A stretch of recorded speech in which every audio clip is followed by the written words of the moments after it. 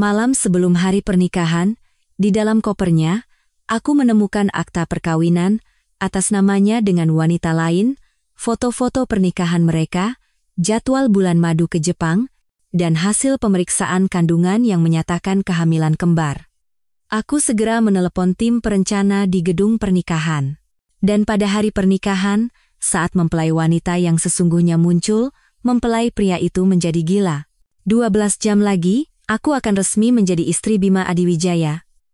12 jam lagi, cinta kami yang telah terjalin selama 10 tahun, yang seperti persahabatan erat, akan berbuah manis. Di penthouse, megah di kawasan Kuningan inilah kami memutuskan untuk membangun rumah tangga kami. Malam ini, anehnya terasa begitu sunyi. Di seberang balkon, gemerlap lampu Jakarta berkelip seperti galaksi buatan, namun di dalam hatiku, perasaan cemas yang tak terlukiskan mulai bergejolak. Aku mencoba menenangkan diri, berpikir ini hanyalah sindrom pranikah yang dialami semua calon pengantin. Terdengar suara air yang teratur dari kamar mandi. Mas Bima ada di dalam. Sambil tersenyum, aku memutuskan untuk memeriksa koper perjalanan kami sekali lagi.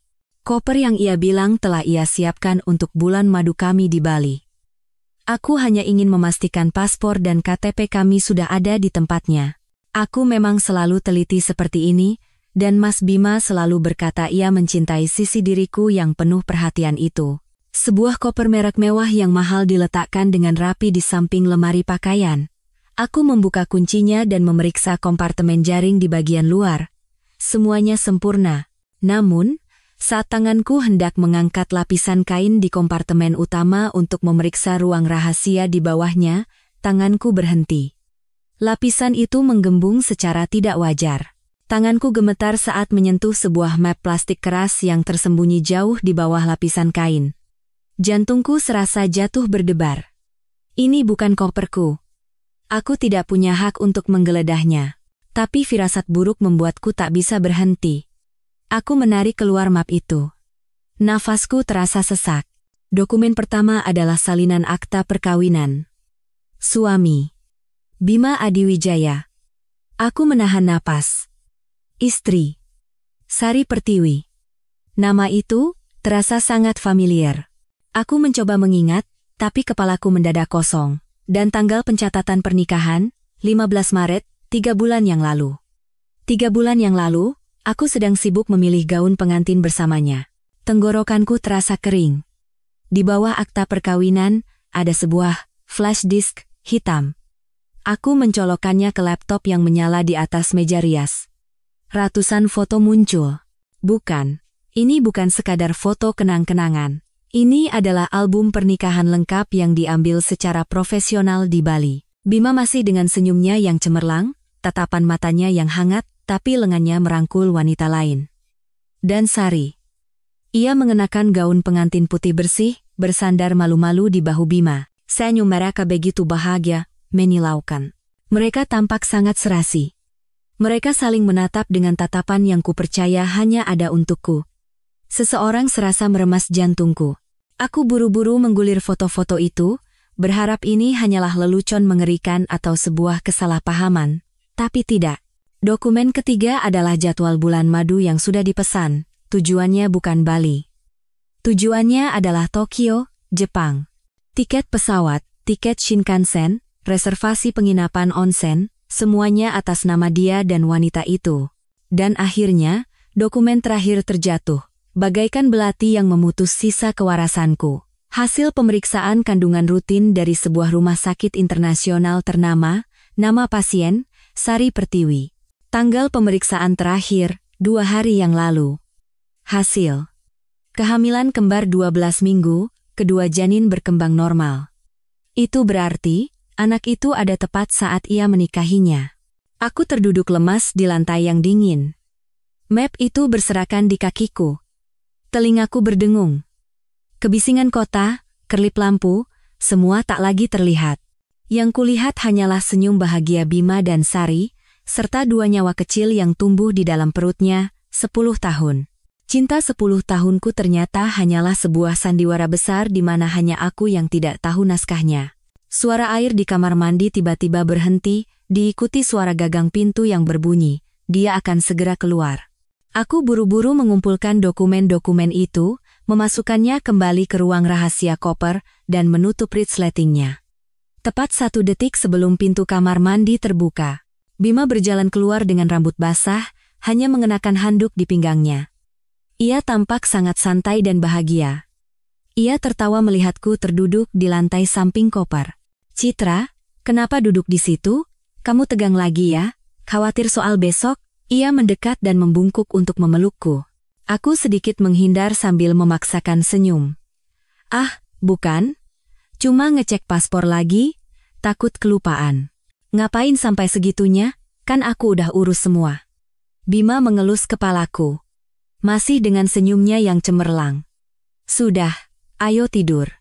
Besok kamu harus jadi pengantin tercantikku." "Pengantin tercantik?" Kata-kata itu kini terdengar seperti penghinaan. Aku mengangguk, pura-pura lelah, lalu naik ke tempat tidur dan menarik selimut hingga menutupi kepala. Bima tidak menyadari gelagat anehku. Atau mungkin ia tidak peduli. Ia mematikan lampu, dan tak lama kemudian, napasnya yang teratur terdengar di sampingku. Tapi aku tak bisa tidur. Di dalam kegelapan, air mata mengalir tanpa henti, tak bisa kuhentikan. Sari Pertiwi. Nama itu terus berputar di kepalaku. Dan akhirnya, aku teringat. Sari adalah adik angkat yang telah disponsori keluarga Bima selama bertahun-tahun. Sari adalah putri dari rekan bisnis ayah Bima yang bangkrut.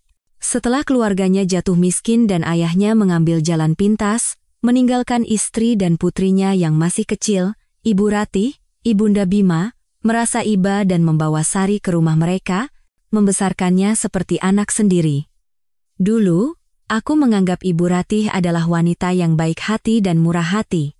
Sari beberapa tahun lebih muda dari kami, selalu bersikap rapuh dan lemah, selalu menunduk seolah ketakutan, memanggil Bima Mas Bima, dan aku Mbak Citra. Aku bersimpati pada nasibnya.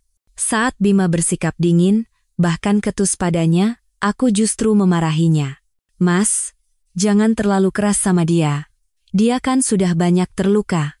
Saat itu, Bima hanya mengerutkan kening dan menatapku dengan aneh. "Kamu nggak tahu. Dia nggak sesederhana yang kamu pikir. Jaga jarak saja lebih baik." Aku pikir dia terlalu curiga. Aku pikir dia adalah pria baik yang tahu batas. Aku benar-benar mempercayainya. Ternyata, sikap dinginnya bukanlah penolakan. Itu adalah sandiwara yang dirancang dengan cermat untuk menutupi mataku. Ia bukan melindungiku dari Sari, tapi melindungi Sari dari perhatianku. Semua kepingan puzzle mulai tersusun dengan sangat jelas dan menakutkan. 3 bulan lalu, Bima bilang harus pergi dinas ke Singapura untuk sebuah kontrak penting. Kontrak yang menentukan masa depan perusahaan. Ia pergi hampir seminggu. Ternyata, saat itu ia pergi menggandeng tangan Sari untuk mendaftarkan pernikahan mereka. Sebulan lalu, ia bilang harus pergi ke Bali untuk meninjau lokasi proyek resor baru. Ia bahkan mengirimiku foto-foto denah desain yang membosankan, mengeluh betapa stresnya pekerjaan. Ternyata, saat itu ia sedang sibuk berfoto pernikahan romantis di sisi istri sahnya. Untuk bulan madu, ia membicarakan lautan biru dan pasir putih Bali kepadaku, tapi di belakangku, ia diam-diam memesan tiket ke Tokyo bersama Sari, rencana yang sempurna. Penipuan yang diperhitungkan setiap detailnya. Pria yang kucintai selama 10 tahun, pria yang kupercaya lebih dari diriku sendiri, ternyata adalah seorang sutradara yang begitu ulung. Ia merencanakan pernikahan megah kami, sambil pada saat yang sama membangun keluarga kecilnya dengan wanita lain. Rasa sakit pertama berubah menjadi rasa dingin yang menusuk tulang punggung. Aku sadar, aku bukan hanya dikhianati, tapi juga diperlakukan sebagai bidak bodoh dalam rencananya. Tapi kenapa? Jika ia sudah memiliki Sari dan anak-anaknya, kenapa ia harus tetap menggelar pernikahan ini denganku? Napas Bima yang teratur di sampingku kini terdengar menjijikkan. Suara itu tidak lagi memberiku ketenangan seperti selama 10 tahun terakhir. Itu seperti suara gerigi mesin waktu yang menggerus hatiku. Aku berbaring tanpa bergerak sepanjang malam, menatap langit-langit, mencari jawaban atas satu pertanyaan, kenapa? Jika ia mencintai Sari, memiliki anak, dan bahkan telah menikah secara diam-diam, Kenapa ia harus mempertahankanku? Kenapa harus menggelar pernikahan semegah dan semewah ini? Bagaimana ia berencana menempatkan aku dan Sari, satu di dalam terang, yang lain di dalam gelap? Atau apakah ia pikir aku sebodoh itu hingga tidak akan pernah tahu? Saat semua hipotesis terasa tidak logis, sebuah ingatan lama melintas di benakku. Mendiang ayahku adalah pengacara penasihat yang sangat dipercaya oleh kakek Bima, Tuan Besar Adiwijaya. Kakeknya adalah konglomerat generasi pertama, seekor rubah tua yang membangun grup raksasa dari nol. Ayah dan Tuan Besar Adiwijaya berbagi persahabatan yang mendalam, lebih dari sekadar hubungan kerja. Aku ingat suatu saat, ayahku yang sedikit mabuk memegang tanganku dan berpesan, "Citra, ayah tahu kamu sayang sama Bima. Tapi keluarga itu rumit, terutama soal surat wasiat kakeknya. Orang tua itu bilang, dia hanya percaya padamu." Waktu itu aku tertawa, menganggap ayah terlalu khawatir. Tapi sekarang, setiap kata ayah terngiang jelas di telingaku. Ayah berkata Tuan Besar Adiwijaya tidak mempercayai siapapun, termasuk anak-anaknya sendiri. Ia takut kerajaan yang dibangunnya seumur hidup akan hancur oleh pewaris yang tidak kompeten atau pernikahan yang salah. Jadi, ia memasukkan klausul khusus dalam surat wasiatnya. Cucu laki-laki pertamanya, Bima Adiwijaya, harus menikah secara sah dengan Citra Wulandari sebelum ulang tahunnya yang ke-30 untuk bisa mewarisi 100% saham grup perusahaan secara utuh. Dan besok, hari pernikahan kami, adalah ulang tahun Bima yang ke-30. Sekarang aku mengerti. Semuanya. Ini bukan karena cinta. Ini karena uang triliunan rupiah. Ketulusan 10 tahunku hanyalah salah satu syarat yang dibutuhkan dalam kontrak warisannya. Jika ia tidak menikahiku, ia akan kehilangan segalanya. Lebih parahnya lagi, dalam surat wasiat itu juga disebutkan, jika sebelum menikah denganku ia terbukti melakukan bigami, atau memiliki anak di luar nikah, klausul warisan itu akan batal seketika. Tulang punggungku terasa dingin. Aku tidak hanya berhadapan dengan seorang pengkhianat, tapi seorang penipu yang terorganisir. Ia sudah melakukan tindak pidana bigami.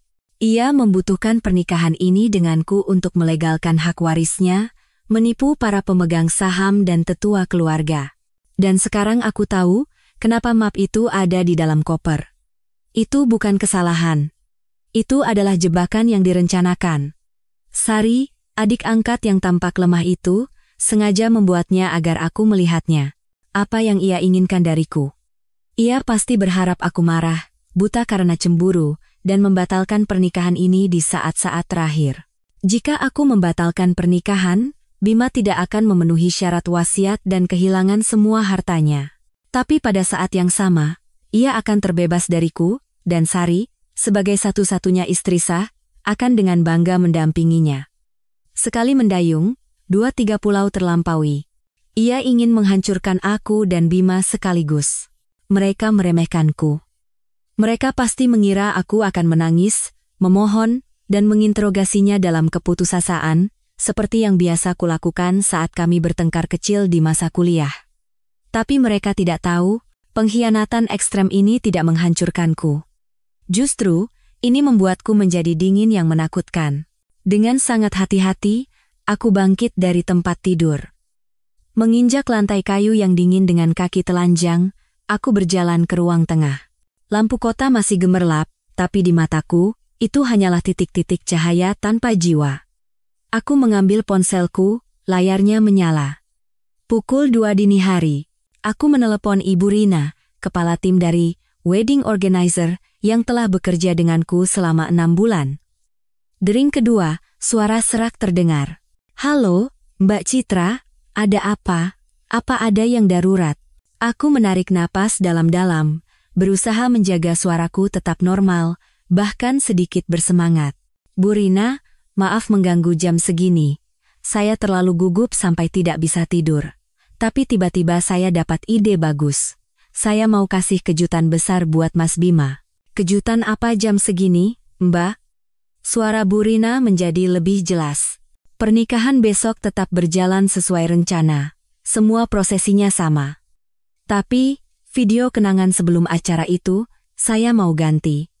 Saya baru saja menyelesaikan video yang jauh lebih menyentuh dan bermakna. Saya kirim filenya sekarang, tolong diganti dengan ini ya. Dan tolong, rahasiakan ini dari Mas Bima, bisa kan? Setelah selesai menelepon Bu Rina, aku duduk terdiam dalam kegelapan ruang tengah, penthouse. Bernilai puluhan miliar ini adalah simbol kesuksesan Bima dan masa depan kami. Kini, bagiku ini hanyalah sangkar berlapis emas. Betapa bahagianya aku saat ia melamarku di sini, menjanjikan rumah yang penuh tawa anak-anak. Semuanya adalah sandiwara yang diinvestasikan dengan cermat. Sari ingin aku membatalkan pernikahan, tapi aku tidak akan melakukannya. Aku akan memberinya hadiah. Hadiah yang akan membuatnya yakin bahwa ia telah menang. Aku menatap ke arah meja rias. Sebuah kotak cincin kawin beludru biru tua tergeletak di sana. Cincin pasangan berlian yang Bima banggakan, dipesan khusus dari pengrajin ternama di Belgia, yang desainnya saja memakan waktu setengah tahun. Ia bilang itu melambangkan cinta kami yang unik. Betapa manis kebohongan itu. Aku mengambil kotak beludru itu. Rasa dingin dari logam dan permata terasa di telapak tanganku. Aku membuka aplikasi kurir premium di ponselku, layanan yang memungkinkan pengiriman dengan waktu yang bisa ditentukan hingga ke menitnya. Alamat penerima. Aku memasukkan alamat apartemen mewah tempat Sari tinggal.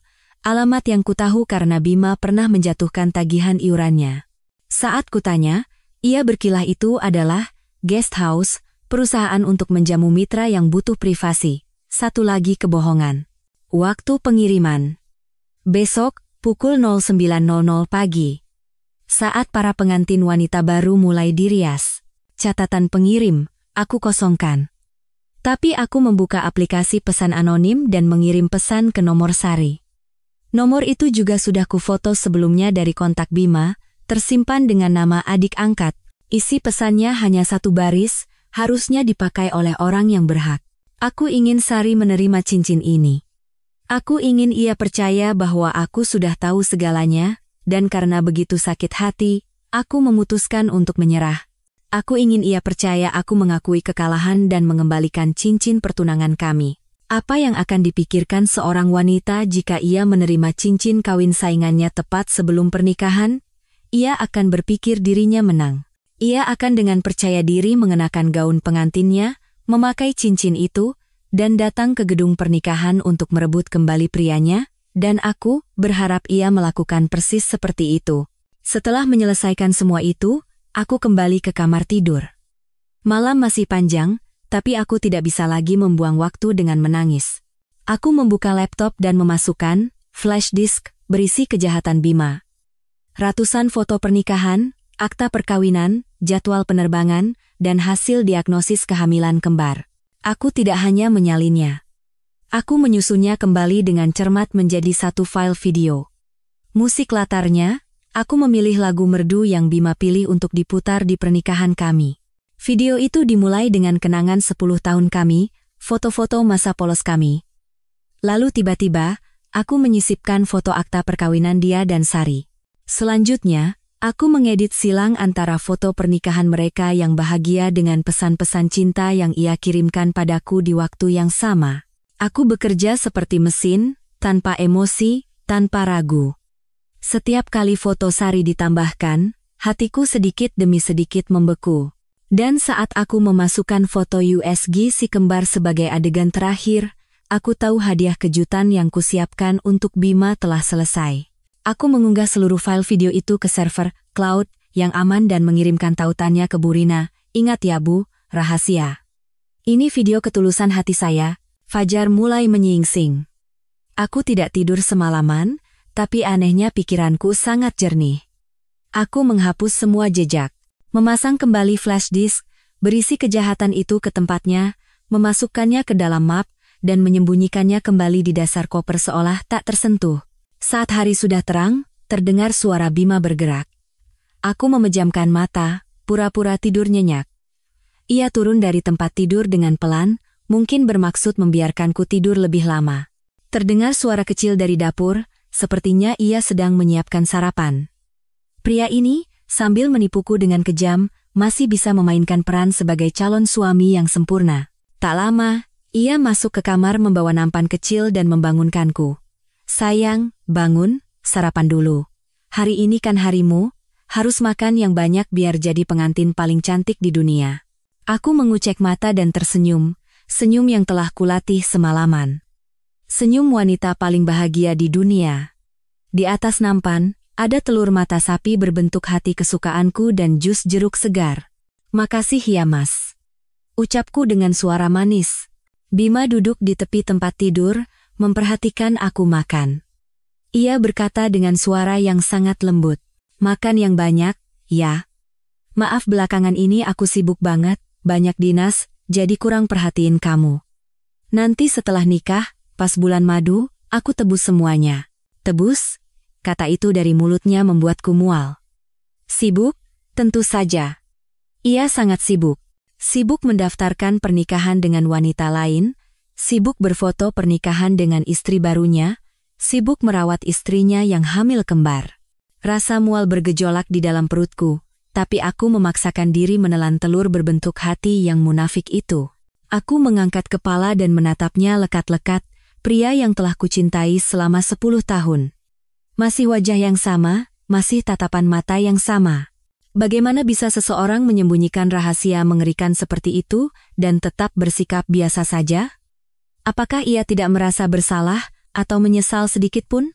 Mas, kataku, berusaha terlihat seperti biasa. Aku agak cemas. Cemas kenapa? Ia tertawa sambil mengelus rambutku. Aku takut. Aku bukan pengantin yang paling cantik. Pernikahannya terlalu besar, banyak tamu penting, aku takut salah. Bima tertawa penuh percaya diri. Khawatir yang gak perlu, kamu kan pengantinku, tentu kamu yang paling cantik. Semuanya biar aku yang urus, kamu cukup jadi cantik dan bahagia saja. Aku menyandarkan kepalaku di bahunya. Bahagia. Sejak semalam, dua kata itu telah menjadi lelucon paling kejam. Aku menghabiskan sarapan palsu itu. Aku harus memainkan peranku dengan sempurna hingga saat terakhir. Aku menatap pria di hadapanku, yang pernah kuanggap sebagai seluruh duniaku, tempat perlindungan seumur hidupku. Kini ia hanyalah orang asing, aktor hebat dalam sandiwara yang disutradarainya sendiri. Dan aku, yang tadinya adalah pemeran utama wanita dalam drama romantis ini, kini akan menjadi sutradara yang menentukan akhir dari sandiwara ini. Aku makan hingga suapan terakhir, memuji perhatiannya, seperti yang selalu kulakukan selama 10 tahun terakhir. Pura-pura masih percaya dan mencintainya, tapi ini adalah yang terakhir. Aku tidak tahu apakah ia menyadari perbedaan tipis dalam senyumku, mungkin tidak. Di matanya saat ini, mungkin yang terlihat hanyalah harta melimpah yang akan ia dapatkan setelah pernikahan ini selesai. Aku bangkit dan meregangkan tubuh. Aku mandi dulu, ya. Sebentar lagi tim perias datang. Iya sayang. Ia tersenyum. Aku masuk ke kamar mandi dan mengunci pintu. Aku menyalakan shower dengan kencang. Suara air yang deras menelan jeritan hatiku. Aku menatap bayanganku di cermin. Mata yang bengkak karena tidak tidur semalaman. Tapi sorot mata itu begitu dingin dan tegas. Pukul 8 pagi, bel berbunyi sesuai jadwal, tim perias dan penata rambut tiba. Bima keluar dan menyambut mereka dengan ceria. Aku keluar dari kamar mandi, mengenakan jubah mandi, dan tersenyum pada semua orang. Mbak Citra, cantik sekali, puji seorang asisten perias. Aku tersenyum tipis. Aku tahu aku harus segera pergi dari sini. Aku tidak tahan duduk diam selama berjam-jam membiarkan orang lain memoles wajahku. Berpura-pura bahagia di depan Bima. Aku tidak bisa lagi berada di ruang yang sama dengannya barang sedetik pun. Aku butuh tempat yang aman di mana aku bisa bernapas dan mempersiapkan tahap terakhir. Aku menoleh ke Bima dan berkata dengan suara manja calon pengantin. Mas Bima. Iya, kenapa? Ia menoleh dengan senyum cerianya yang masih terpasang. Aku gugup banget, kataku sambil meremas jubah mandiku. Di sini terlalu ramai, aku nggak bisa konsentrasi. Aku siap-siap di hotel saja, boleh? Bima sedikit mengerutkan kening. Di hotel? Kenapa? Bukannya lebih nyaman di rumah? Aku menggeleng. Aku mau kasih kejutan buat Mas. Aku mau penampilan pengantinku jadi rahasia sampai detik terakhir. Aku mau Mas jadi orang yang paling kaget pas aku masuk ke altar. Kaget sampai membeku. Aku menekankan kata kejutan dan membeku. Aku juga sudah pesan suite di hotel persis di sebelah gedung pernikahan. Ruangannya luas, pencahayaannya bagus, fotonya pasti lebih bagus dari di sini. Aku dan para staf akan ke sana semua. Gaun pengantin juga sudah kuminta diantar ke sana. Mas nggak boleh datang, ya? Dilarang. Kalau datang, aku marah beneran. Aku melihat kilasan keterkejutan di mata Bima, dan setelah itu, kelegaan yang sangat jelas. Aku bisa membaca pikirannya. Ia menghela napas lega. Mungkin ia juga khawatir Sari akan datang ke sini dan membuat keributan. Aku yang secara sukarela menghilang ke tempat lain, tempat yang lebih umum dan aman, adalah hal yang sangat baik baginya. Itu tidak hanya akan memudahkannya mengendalikan situasi di sini, tapi juga akan mencegahku bertemu Sari jika wanita itu datang. Ia berpikir sedang menciptakan zona aman palsu untukku, tapi ia tidak tahu bahwa ia baru saja melepaskan mangsa dari sangkarnya dengan tangannya sendiri. Baiklah, sayang. Ia tertawa lebar, mendekat, dan memelukku. Kalau kamu senang, hari ini semua terserah kamu. Lakukan apapun yang kamu mau. Ia mencium keningku, ciuman yang terasa dingin hingga menusuk tulang. Aku berusaha keras untuk tidak bergidik. Kalau gitu aku langsung berangkat, ya. Mas siap-siap di rumah saja, nanti duluan ke gedung. Aku buru-buru melepaskan pelukannya. Aku menoleh ke tim perias. Teman-teman, maaf merepotkan. Kita pindah ke hotel, ya. Barang-barang saya ada di kamar sebelah, tolong bantu angkat. Aku cepat-cepat berganti pakaian dengan gaun sederhana dan membawa tas tangan yang sudah kusiapkan sejak semalam. Di dalamnya hanya ada ponsel, dompet, paspor, dan sebuah hard disk eksternal kecil berisi semua bukti. Saat melangkah keluar pintu, aku melambai pada Bima. Sampai ketemu di altar, sayangku. Iya, sampai ketemu di altar. Aku cinta kamu. Bima juga melambai. Senyum puas, tatapan mata yang bersalah. Pintu lift perlahan tertutup, menutupi senyum munafiknya. Begitu pintu tertutup, senyum di wajahku pun lenyap. Aku tiba di suite termewah di hotel yang hanya beberapa langkah dari gedung pernikahan. Ruangan yang luas, dengan jendela kaca besar yang menampilkan pemandangan kota. Tim perias dengan cepat menyiapkan peralatan mereka. Aroma kosmetik profesional, suara pengering rambut seharusnya membawa getaran bahagia seorang calon pengantin, tapi hatiku hanya dipenuhi ketenangan yang sedingin es. Saat aku baru saja duduk di kursi rias, ponselku yang lama berdering. Ibu Ratih, calon ibu mertuaku. Halo, Bu. Aku menjawab telepon, berusaha menjaga suaraku senormal mungkin. Citra, kamu di mana? Di seberang sana, suara Ibu Ratih tidak seanggun biasanya, terdengar tergesa-gesa dan cemas. Saya sedang bersiap di hotel, Bu, ada apa? Kamar nomor berapa? Kirim alamatnya sekarang. Ibu ada yang mau dibicarakan empat mata denganmu. Cepat. Ia berbicara seperti memberi perintah, lalu menutup telepon sebelum aku sempat menjawab. Aku mengerutkan kening. Apakah dia juga sudah memulai aktingnya? Aku mengirimkan nomor kamarku lewat pesan dan berkata pada perias. Mbak, maaf, bisa tolong istirahat sebentar, ngopi dulu dengan tim? Calon ibu mertua saya mau bicara sebentar. Mereka semua setuju dengan senang hati. Ruangan itu langsung menjadi sunyi. Tak sampai 10 menit, bel pintu berbunyi. Ibu Ratih masuk. Bukan mengenakan kebaya mewah yang telah kupilihkan untuknya, melainkan pakaian rumah dari sutra yang mahal. Riasannya seadanya, tapi matanya menunjukkan kecemasan yang tak bisa disembunyikan. Ia membanting pintu, berjalan cepat, dan menggenggam tanganku erat. Tangannya sedingin es. Citra, ibu khawatir sekali sampai tidak bisa tidur semalam. Firasat ibu tidak enak, ibu harus datang untuk memastikan kamu baik-baik saja. Aku menatapnya, wanita yang pernah kuhormati dan kuanggap sebagai ibu keduaku. Ia benar-benar berakting dengan sangat baik, ia tahu segalanya. Tentang Sari, tentang anak itu. Tapi ia masih datang ke sini, memegang tanganku, dan mengucapkan kata-kata penuh kekhawatiran. Ibu Ratih mengeluarkan sebuah kotak beledu merah yang sudah usang dari tas tangannya. Saat ia membukanya, di dalamnya ada sebuah gelang keroncong emas antik yang sangat indah. Dengan tangan gemetar, ia memasangkan gelang itu di pergelangan tanganku. Sentuhan gelang itu di kulitku terasa dingin. Ini pusaka dari nenek mertua ibu. Ibu Ratih terisak. Sudah puluhan tahun ibu simpan, menunggu hari ini untuk diberikan pada menantu pertama kami. Kalau kamu memakainya, kamu resmi menjadi bagian dari keluarga Adiwijaya. Aku menatap gelang emas itu. Indah, tapi terasa berat seperti borgol. Aku diam, menunggu apa yang akan ia katakan selanjutnya. Ibu Ratih menggenggam kedua tanganku, merendahkan suaranya, dan berkata dengan nada serius dan rahasia. Citra, ibu tahu kamu anak yang bijaksana. Kamu dan Bima saling mencintai sejak kecil. Perasaan kalian sangat dalam. Tapi, namanya juga laki-laki. Apalagi menjelang hari besar seperti ini, banyak stres, banyak hubungan yang rumit. Ia berhenti sejenak, menatap mataku lekat-lekat dan menekankan setiap katanya. Nanti di acara, apapun yang terjadi, siapapun yang bicara apapun, siapapun yang berbuat aneh, kamu harus percaya pada Bima, mengerti?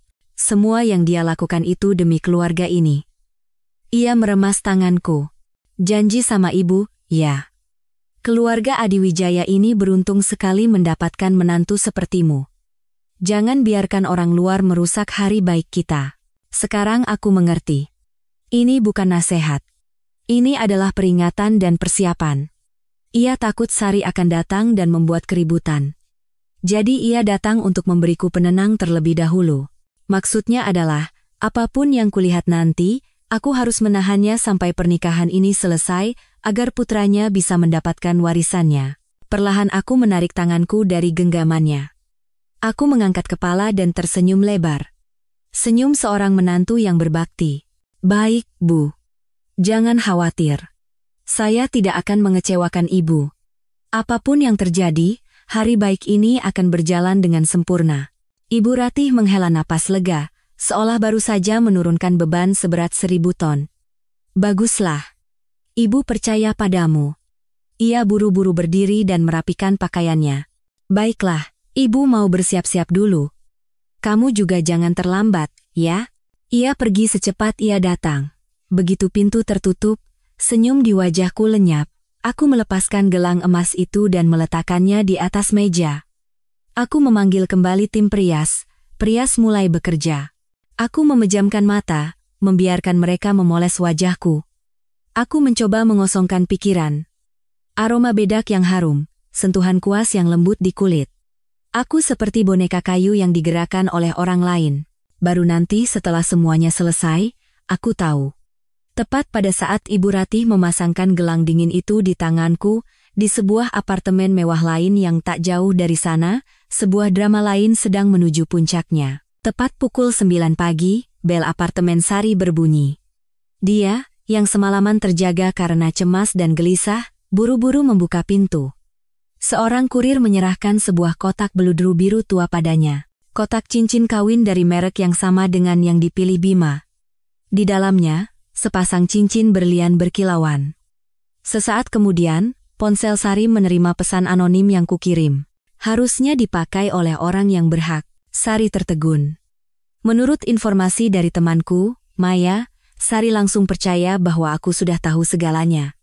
Ia percaya aku begitu sakit hati dan terhina hingga memutuskan untuk kabur. Hadiah ini adalah pernyataan menyerahku, pengembalian cincin pertunangan kami. Kemenangan sudah di depan mata. Hal pertama yang Sari lakukan adalah menelepon Bima. Ia ingin mengonfirmasi kemenangannya, tapi saat itu Bima sedang sibuk menyambut tamu-tamu penting di lobi. Ia tidak bisa mengangkat telepon. Panggilan tak terjawab. Bagi Sari, itu adalah sinyal konfirmasi yang paling pasti. Bima pasti sedang panik karena pengantinnya kabur. Inilah kesempatannya. Maya berkata, Sari tidak membuang waktu sedetik pun. Ia langsung menelepon Bu Rina, kepala tim, wedding organizer. Suara Sari penuh dengan kepanikan dan simpati. Bu Rina, saya Sari. Gawat, Bu. Mbak Citra sudah tahu hubungan saya dan Mas Bima. Mbak Citra kabur. Pernikahan ini tidak boleh batal, kan? Tamu-tamunya orang penting semua, belum lagi masalah surat wasiat kakek. Kalau Mas Bima kehilangan warisannya, dia bisa membunuh saya. Sari terisak di telepon. Akting korban yang sempurna. Dan Bu Rina, yang sudah mendapat pengarahan dariku semalam, juga memainkan perannya dengan sempurna. Bu Rina berteriak di telepon, membuat Sari benar-benar percaya. Ya Tuhan, benarkah? Gawat sekali. Lalu bagaimana ini? Tamu-tamu sudah datang semua. Bu Rina, kata Sari dengan mendesak. Saya yang akan jadi pengantin penggantinya. Mas Bima tidak boleh kehilangan segalanya. Saya sedang dalam perjalanan. Saya juga punya gaun pengantin. Tolong bantu saya bersiap, ya. Anggap saja kali ini saya yang menyelamatkan Mas Bima.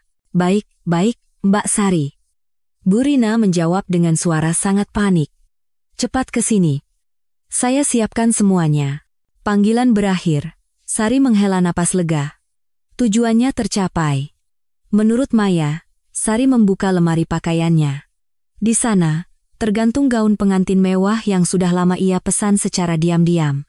Untuk hari ini, ia mengenakan gaun itu, merias wajahnya dengan tebal. Dan terakhir, ia mengenakan cincin berlian yang kukirim, cincin pengantin sejati, di jari manisnya. Sari menatap dirinya di cermin dan tersenyum penuh kemenangan. Ia tidak tahu bahwa gaun pengantin itu, cincin itu, dan senyum itu, semuanya adalah bagian dari rencanaku. Aku membuka mata. Perias telah selesai bekerja. Mbak Citra, Anda sungguh cantik, pujinya. Aku menatap diriku di cermin.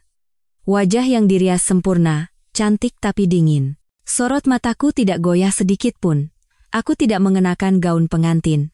Aku masih mengenakan gaun sederhana. Aku bangkit dan melihat jam. Pukul 10 pagi. Waktu bagi para tamu untuk mulai memasuki gedung pernikahan. Aku duduk di suite hotel, tapi aku bisa tahu itu. Karena ponselku mulai berdering. Bima. Di layar, nama Mas Bima sayang berkedip. Nama yang kusimpan 10 tahun lalu. Melihatnya sekarang, tak ada ironi yang lebih besar. Aku tidak menjawab telepon itu, kubiarkan terus berdering. Getarannya yang mendesak dan putus asa menciptakan suara tajam di atas meja kaca. Ia terus menelepon. 4 kali, 5 kali. Karena aku tetap tidak menjawab, ponselku bergetar hebat karena rentetan pesan masuk. Citra, kamu di mana? Kenapa telepon gak diangkat? Tamu-tamu sudah datang. Aku membaca pesan itu tapi tidak membalas. Aku bisa membayangkan ekspresinya saat ini. Panik, cemas, dan mungkin sedikit takut. Ia takut rencananya gagal. Pesan lain masuk. Kamu marah sama aku? Angkat teleponnya dong. Jangan bercanda. Hari ini kan hari bahagia kita, hari bahagia kita. Perutku terasa mual. Aku mengambil ponsel dan jariku melayang di atas keypad. Setelah 10 tahun berpacaran, aku sangat mengenalnya. Ia adalah orang yang sombong. Ia butuh rasa aman bahwa semuanya ada dalam kendalinya. Aku mengetik pesan dengan nada manja, seperti pengantin yang sedang merajuk. Lagi nyiapin kejutan terbesar dalam hidup Mas. Jangan dicari. Nanti aku muncul sendiri. Aku akan buat Mas gak akan pernah bisa lupa. Aku menekan tombol kirim. Beberapa detik kemudian, muncul tanda telah dibaca. Ia langsung membacanya, dan segera membalas. Aku bisa merasakan kelegaan dalam setiap hurufnya. Kejutan apa sih? Bikin khawatir saja. Aku juga punya kejutan buat kamu. Aku cinta kamu. Cepat datang ya, semua sudah menunggu. Aku cinta kamu. 3 kata itu. Bahkan sampai saat ini, ia masih bisa mengetiknya dengan begitu mudah. Ia percaya aku hanya merajuk karena hal sepele dan masih menjadi gadis bodoh yang tergila-gila padanya. Ia sama sekali tidak tahu bahwa kejutan yang kumaksud akan menjadi hadiah yang tak akan terlupakan seumur hidupnya. Aku menatap tulisan, "Aku cinta kamu" di layar. Ini yang terakhir. Aku tidak membalas. Dengan tenang, aku mematikan ponselku. Lalu aku membuka slot kartu SIM. kartu SIM yang telah menemaniku selama 10 tahun, menyimpan begitu banyak pesan dan panggilan. Dengan 2 jari, aku mematahkannya menjadi 2. Aku menjatuhkan 2 kepingan kartu SIM yang patah itu ke dalam gelas air di atas meja, keduanya perlahan tenggelam ke dasar. Semua kontak resmi terputus. Aku bukan lagi Citra Wulandari, tunangan Bima Adiwijaya. Aku adalah Citra Wulandari, manusia yang bebas. Aku mengambil ponsel keduaku yang sudah kusiapkan. Ponsel yang benar-benar baru, kartu SIM yang baru. Hanya nomor temanku, Maya, dan Bu Rina yang tersimpan di dalamnya. Pukul 11. Aku tidak ada di gedung pernikahan. Aku duduk di Cafe Sky Lounge, di lantai teratas hotel, tepat di seberang gedung pernikahan. Dari sudut ini, aku bisa melihat lobi yang megah di bawah, para tamu yang berdatangan. Tapi aku tidak perlu melihatnya dengan mata kepalaku sendiri. Aku membuka tautan, live streaming, rahasia di ponsel keduaku. Layar menyala, menampilkan sudut pandang kamera dari sahabatku, Maya. Sesuai rencana, ia duduk di tempat yang tidak mencolok di dekat fasilitas audio.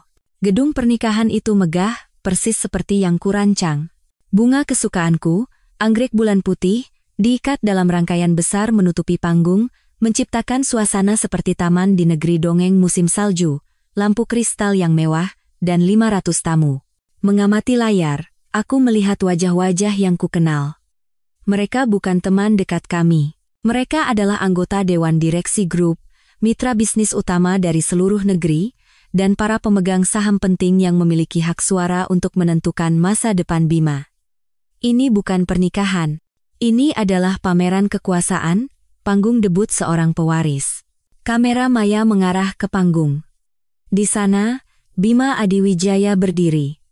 Ia mengenakan tuxedo pesanan khusus, berdiri dengan gagah, dengan senyum bahagia dan percaya diri. Tapi aku, yang telah berada di sisinya selama 10 tahun, bisa membaca ketegangannya dari caranya terus-menerus memperbaiki dasi. Ia terus melirik ke pintu utama, tempat pengantin wanita akan masuk, lalu ia menatap ke barisan depan. Ibu Ratih duduk di sana, mengenakan kebaya sutra merah, tapi wajahnya kaku, kedua tangannya mencengkeram erat tas mewahnya, keduanya gelisah. Bukan gelisah menunggu pengantin wanita, tapi gelisah menunggu saat surat wasiat itu berlaku. Seorang pembawa acara terkenal naik ke panggung dan berkata dengan suara menggelegar. Selamat datang kepada para tamu terhormat, para mitra sekalian, yang telah hadir untuk merayakan hari penting bagi Mas Bima Adiwijaya dan Mbak Citra Wulandari.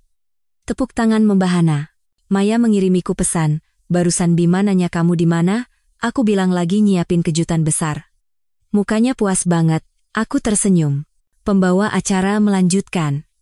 Keduanya adalah tokoh utama dari dongeng modern yang telah memupuk cinta selama 10 tahun.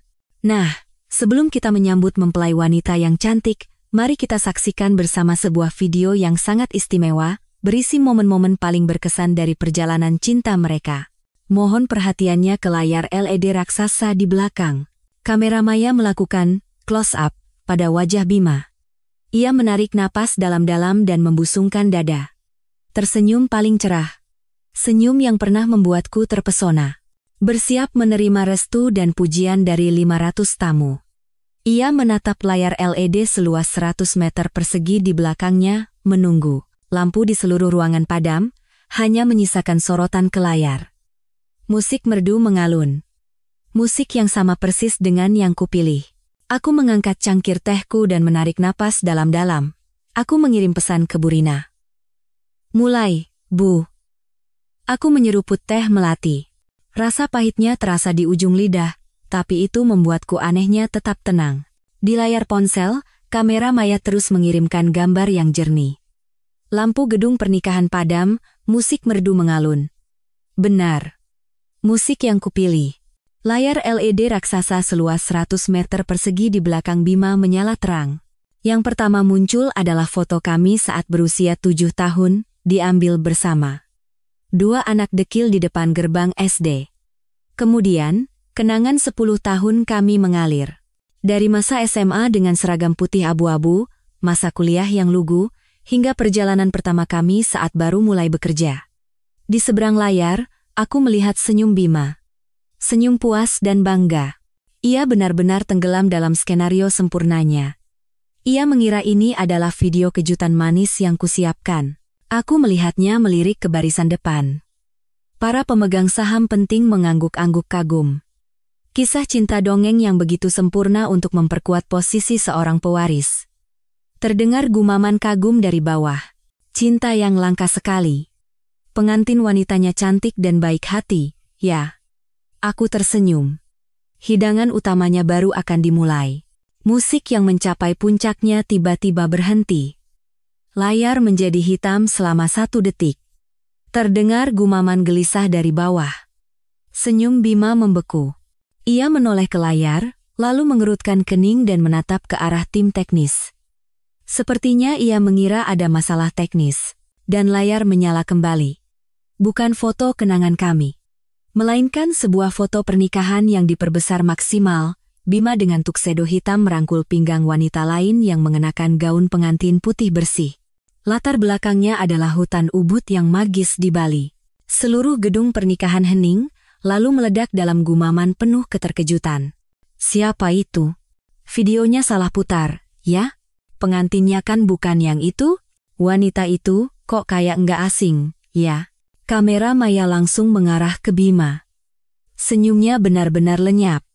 Ia membeku seperti disambar petir, menatap layar dengan wajah pucat pasi. Ia mundur selangkah, tanpa sadar menggelengkan kepala. Bukan, ini bukan salah putar, Mas, kataku dalam hati. Di barisan depan, aku melihat Ibu Ratih. Ia membungkuk ke depan, mencengkeram erat sandaran kursi di depannya. Wajahnya berubah pucat. Video tidak berhenti, terus berlanjut. Foto-foto pernikahan lain muncul berturut-turut. Bima dan Sari berciuman mesra di tepi danau. Bima menggendong Sari dan berlari di padang ilalang. Ratusan foto merekam momen bahagia mereka. Kebahagiaan yang dibangun di atas penipuanku. Ya Tuhan, itu kan Sari, anak asuh keluarga Adiwijaya, bukan? Suara seseorang terdengar cukup keras hingga tertangkap kamera maya. Bima mulai panik. Ia mengangkat tangan ke arah tim teknis dan berteriak. Hentikan. Matikan sekarang juga. Tapi suaranya tenggelam oleh suara musik. Musik baru. Musik yang sedih dan pilu, seperti lagu pengantar tidur untuk cinta 10 tahunku. Teriakan Bima sia-sia. Atas instruksiku, Bu Rina telah mengunci pintu ruang kontrol audio dan lampu dari dalam. Meskipun Bima menggedor pintu, tidak ada yang bisa mengintervensi. Layar LED raksasa itu dengan kejam melanjutkan tugasnya untuk mengungkap kebenaran. Setelah seri foto pernikahan romantis selesai, layar berubah menjadi latar belakang putih sederhana, dan sebuah akta perkawinan yang dipindai dengan jelas muncul. Nama suami, Bima Adiwijaya. Nama istri, Sari Pertiwi. Tanggal pencatatan, 3 bulan yang lalu. Cap merah dari kantor catatan sipil terpampang seperti noda darah di mata 500 tamu. Jika tadi hanya gumaman, sekarang gedung pernikahan itu benar-benar kacau. Ya Tuhan. Dia benar-benar menikah dengan wanita itu. Tidak bisa dipercaya. Lalu pernikahan hari ini apa? Bigami. Orang ini gila. Dia menganggap hukum dan kita semua remeh. Terdengar jelas suara salah satu pemegang saham senior yang biasa kupanggil Pak Bakri memukul meja dengan keras. Skandal. Ini skandal yang tidak bisa diterima. Begini cara keluarga Adiwijaya berbisnis? Kamera maya kembali menyorot Bima. Ia tidak lagi berteriak. Ia gemetar. Ia terhuyung mundur dan menabrak dekorasi anggrek bulan di belakangnya. Kuntum bunga yang rapuh itu berjatuhan di atas tuxedo mahalnya. Ia menatap ibunya. Ibu Ratih mencoba berdiri, tapi kakinya lemas dan ia terduduk kembali. Video belum selesai. Layar berikutnya. Jadwal bulan madu ke Jepang. Tiket pesawat pulang pergi kelas bisnis atas nama Bima Adiwijaya dan Sari Pertiwi, bukti reservasi penginapan mewah di Hakone, tiket Shinkansen. Semuanya adalah bukti dari perjalanan dinas ke Singapura yang ia ceritakan padaku. Aku teringat malam-malam itu. Sendirian di rumah, mengkhawatirkannya, mengirim pesan agar ia menjaga kesehatan di negeri orang. Sementara itu, ia sedang memeluk istri barunya, berendam di air panas, dan menikmati bunga sakura, rasa pahit naik hingga ke tenggorokan. Ternyata inilah kerja kerasnya. Inilah pengorbanannya untuk perusahaan. Dulu aku mengaguminya. Betapa beruntungnya aku mencintai pria yang berbakat, berinisiatif, dan tidak takut kesulitan. Ternyata, aku hanyalah orang bodoh yang menggambar tipe ideal yang sempurna dan tenggelam dalam fantasiku sendiri. Kini, rasa jijik di dalam diriku lebih besar dari rasa sakit. Aku jijik padanya, pada Ibu Ratih, dan pada Sari. Tapi lebih dari itu, aku jijik pada diriku sendiri selama 10 tahun terakhir. Para tamu dengan setelan mahal, para ibu sosialita dengan perhiasan mewah, kini tak lagi bisa menjaga martabat mereka. Mereka semua berdiri, banyak ponsel terangkat ke arah panggung, merekam pemandangan memalukan ini. Mereka adalah pemegang saham dan mitra. Mereka tidak hanya melihat skandal percintaan, tapi kejatuhan seorang pewaris. Mereka melihat penipuan dalam bisnis. Jika Bima bisa menipu tunangan yang telah bersamanya selama 10 tahun, ia juga bisa menipu mereka. Kepercayaan. Nilai paling berharga dalam bisnis, hancur berkeping-keping. Layar kembali menjadi hitam. Gumaman dan bisikan di dalam gedung pernikahan menjadi begitu keras hingga mengalahkan suara musik latar yang pilu.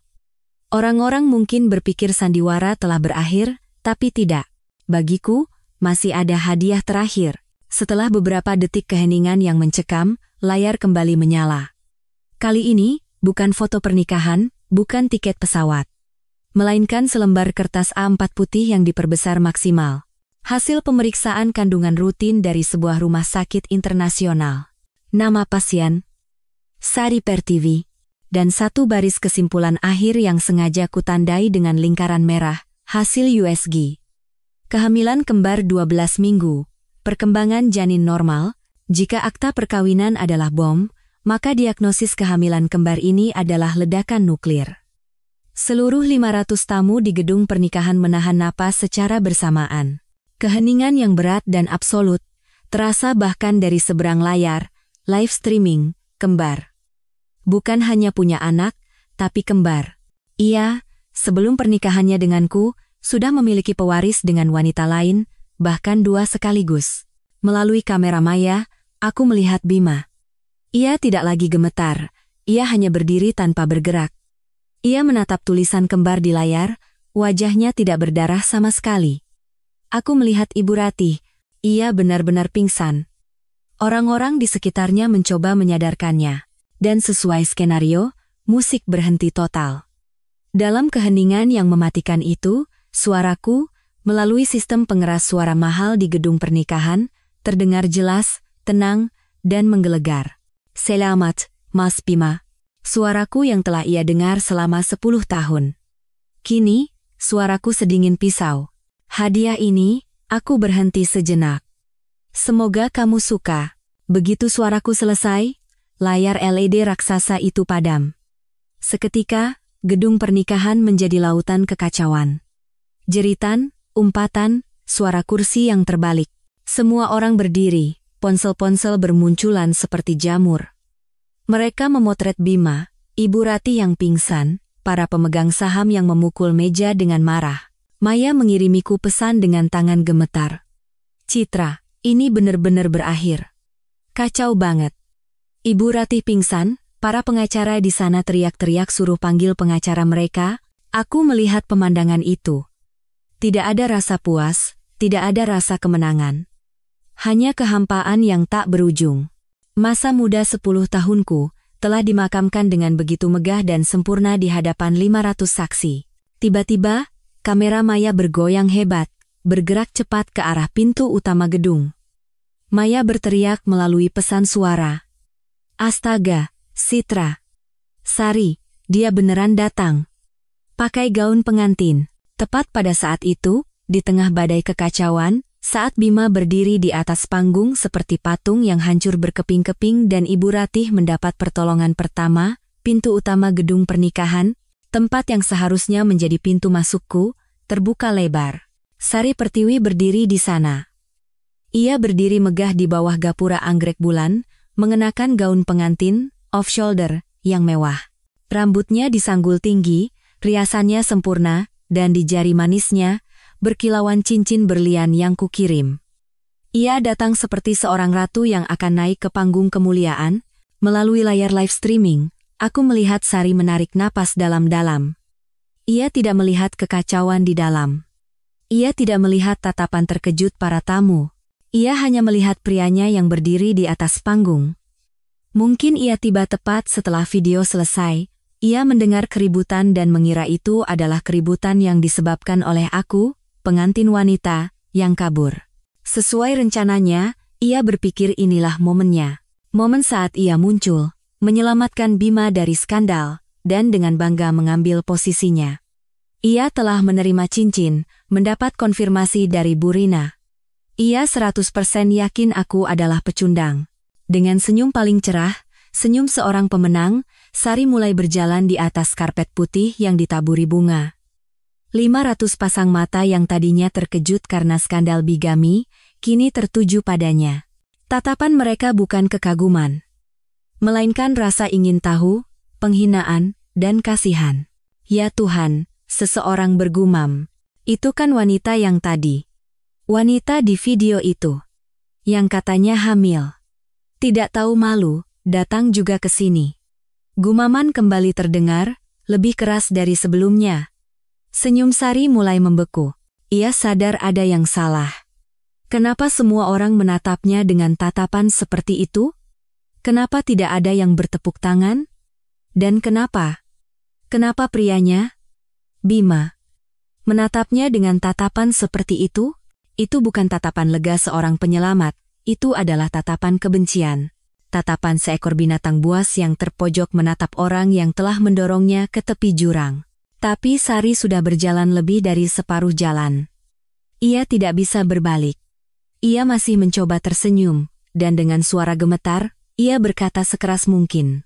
Mas Bima, ini aku datang. Ia masih berpikir aku kabur, dan ia datang untuk mengisi kekosongan itu. Bima menatapnya. Istri sahnya, ibu dari anak kembarnya, dan wanita yang telah mendorongnya ke dalam kematian. Sari terus naik ke atas panggung, mengulurkan tangan ke arah Bima, dan berkata dengan suara dramatis, Mas Bima, jangan takut. Aku di sini. Aku istri sejatimu. Begitu kata-katanya selesai, seluruh gedung pernikahan seolah meledak. Aku masih duduk tanpa bergerak di kafe lantai teratas. Di seberang layar ponsel, pemandangan di gedung pernikahan itu tak ubahnya seperti komedi tragedi terburuk. Kata-kata Sari, aku istri sejatimu, terdengar tajam melalui pengeras suara. Itu seperti sumbu yang menyulut tong mesiu bernama Bima. Aku melihatnya. Pria yang telah kucintai selama 10 tahun, yang tidak pernah membentakku sekalipun. Kini wajahnya berkerut. Rasa malu, hancurnya rencana warisan, penghinaan di depan 500 orang, semuanya terkompresi. Dan Sari, istri sahnya yang hamil kembar, muncul tepat pada saat ini. Menjadi bukti hidup terakhir yang mematahkan semua harapannya untuk menyangkal. Ia menatap Sari bukan dengan tatapan suami, melainkan dengan tatapan musuh. Pergi. Kamera Maya terlalu jauh, suaranya tidak terlalu terdengar, tapi aku bisa membaca gerak bibirnya. Satu kata yang diucapkan dengan gigi terkatup. Sari membeku. Ia mungkin membayangkan Bima akan berlari memeluknya, dan jika aku ada di sana, menunjukku dan menyatakan bahwa dialah cinta sejatinya. Ia tidak pernah membayangkan akan menerima kata ini. Mas. Sari bingung, tapi masih mencoba maju. Mas Bima, aku datang untuk membantumu. Mbak Citra kan sudah kabur. Ku bilang pergi. Kali ini, teriakannya terdengar. Dan pemandangan yang tak pernah kubayangkan selama 10 tahun terakhir terjadi. Pewaris yang sopan, priaku yang lembut, Bima, mengangkat tangannya. Asterisk plaque. Asterisk. Suara tamparan itu terdengar jelas menembus keributan. Tamparan itu begitu keras hingga kepala Sari sepenuhnya berputar. Ia terhuyung. Cincin berlian yang kukirim terbang dari jarinya dan menggelinding di atas panggung. Tapi Bima tidak berhenti. Kemarahan telah mengubahnya menjadi binatang. Ia mendorong Sari, wanita yang mengandung anak kembarnya, dengan kasar. Sialan kau. Gara-gara kau semua ini. Kau yang menghancurkan segalanya. Sari mengenakan sepatu hak tinggi, dan panggung setinggi hampir 2 meter itu, yang dihiasi anggrek bulan, sangat licin. Dorongan Bima terlalu kuat. Sari kehilangan keseimbangan, terhuyung mundur, dan kakinya salah melangkah. Ia jatuh terguling dari panggung. Tubuhnya menghantam langsung pengeras suara dan peralatan audio yang diletakkan di bawah. Suara benturan tumpul terdengar, diikuti jeritan tajam dari para tamu di barisan depan. Semuanya seolah berhenti selama 1 detik. Sari terbaring tak bergerak di lantai marmer. Gaun pengantin putih bersihnya kini kusut dan kotor. Dan dari bawah gaun putih itu, darah merah mulai merembes. Perlahan, tapi pasti. Cepat panggil ambulans, dia kan hamil. Astaga, bisa mati orang. Gedung pernikahan benar-benar meledak. Jeritan, panggilan telepon, kilatan kamera tak henti-hentinya menyala. Mereka bukan lagi tamu pernikahan. Mereka adalah saksi dari sebuah tragedi. Kamera maya mengarah ke Bima. Ia membeku di atas panggung, menatap ke bawah kegenangan darah, ke istri sahnya dan anak kembarnya yang belum lahir. Tidak ada emosi tersisa di wajahnya, kosong. Dengan tenang, aku mematikan layar, live streaming. Kekacauan di gedung pernikahan, jeritan, citra genangan darah, semuanya lenyap saat layar ponselku menjadi gelap. Ruang di sekitarku tiba-tiba menjadi anehnya sunyi. Di kafe lantai teratas, musik jazz yang lembut masih mengalun, angin membelai rambutku. Aku duduk sejenak, menatap jalanan di bawah. Mobil-mobil masih berlalu lalang. Kota ini tidak berhenti berputar karena tragedi seseorang. Dan aku pun harus melanjutkan hidupku. Aku memanggil pelayan dan membayar teh melati yang sudah dingin.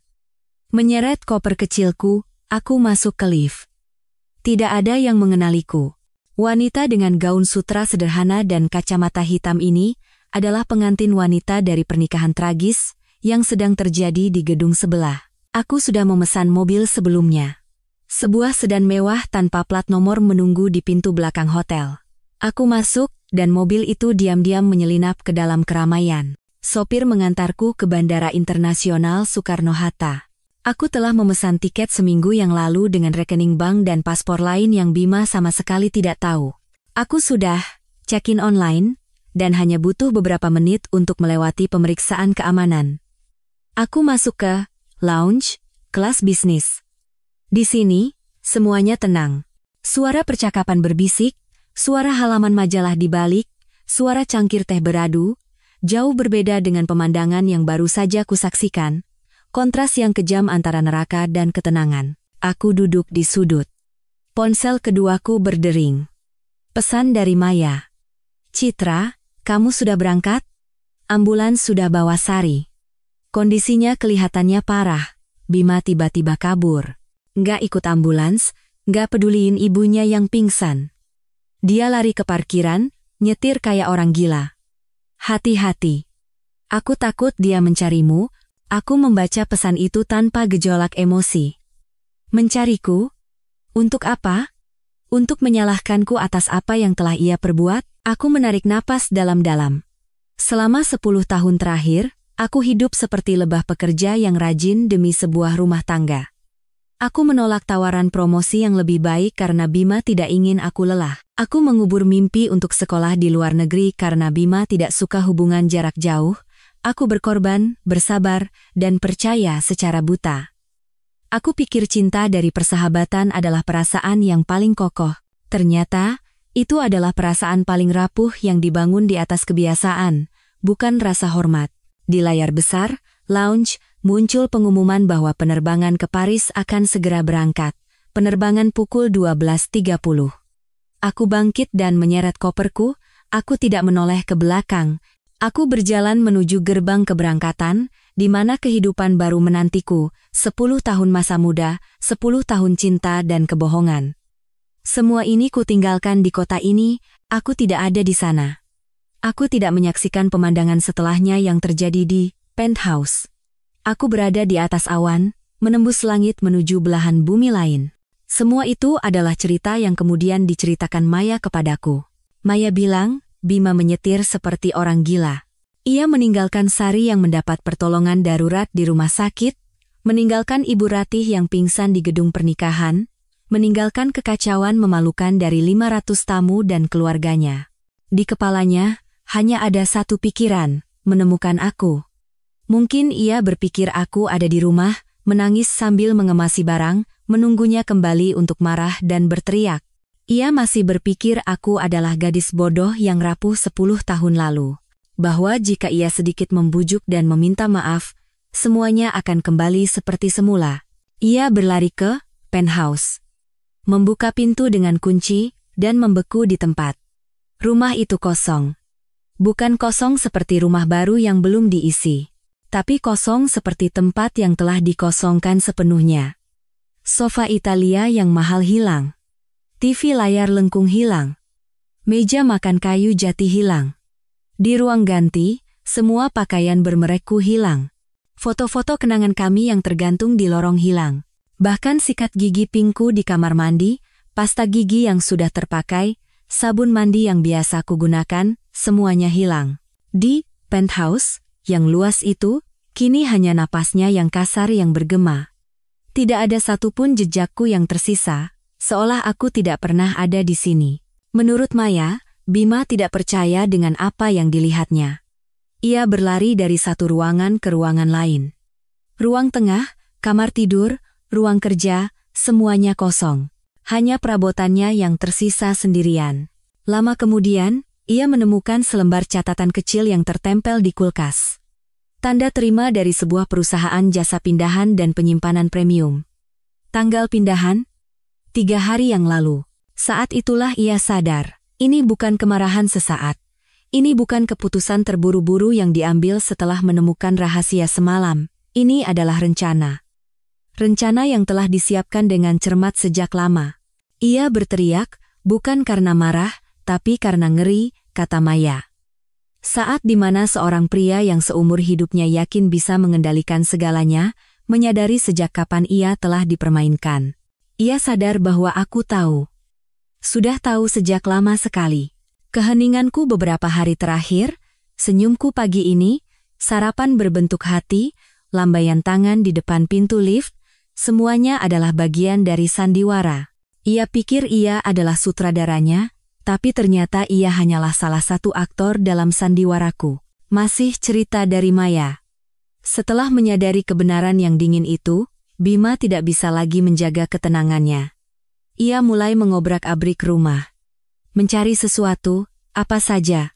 Sepucuk surat, selembar memo, jejak terakhirku. Ia membuka semua laci, membalik semua kasur, memeriksa setiap sudut, tapi tidak ada apa-apa. Aku membersihkannya dengan sangat rapi. Aku menyewa jasa pembersih profesional.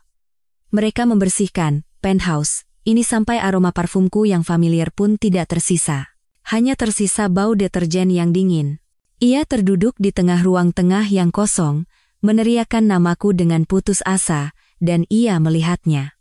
Di atas meja makan kaca, tempat di mana beberapa jam yang lalu ia menatapku dengan lembut saat sarapan terakhir kami, satu-satunya benda yang tersisa. Itu adalah selembar foto. Bukan foto pernikahan yang megah, bukan foto liburan yang mewah. Itu adalah foto pertama kami. Foto yang diambil 10 tahun lalu saat kami baru berusia 19 dan 20 tahun, sebagai mahasiswa. Di dalam foto, aku menyipitkan mata di bawah sinar matahari sore, tersenyum cerah, dan ia merangkulkan lengannya di bahuku dengan senyum polos dan bangga. Foto itu pernah menjadi hartaku, bukti cinta kami yang paling murni. Tapi sekarang, foto itu terbelah dua, bukan potongan rapi dari gunting, melainkan sobekan kasar dari tangan. Seolah orang yang merobeknya menggunakan seluruh kekuatannya.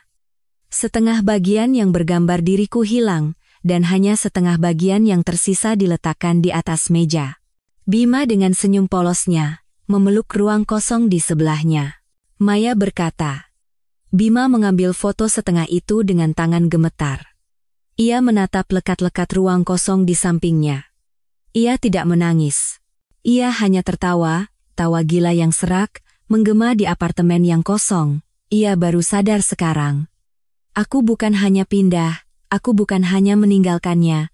Aku telah menghapusnya dari 10 tahun hidupku. Aku telah merobek masa lalu. Setengah bagian milikku, ku bawa. Setengah bagian miliknya, ku kembalikan padanya.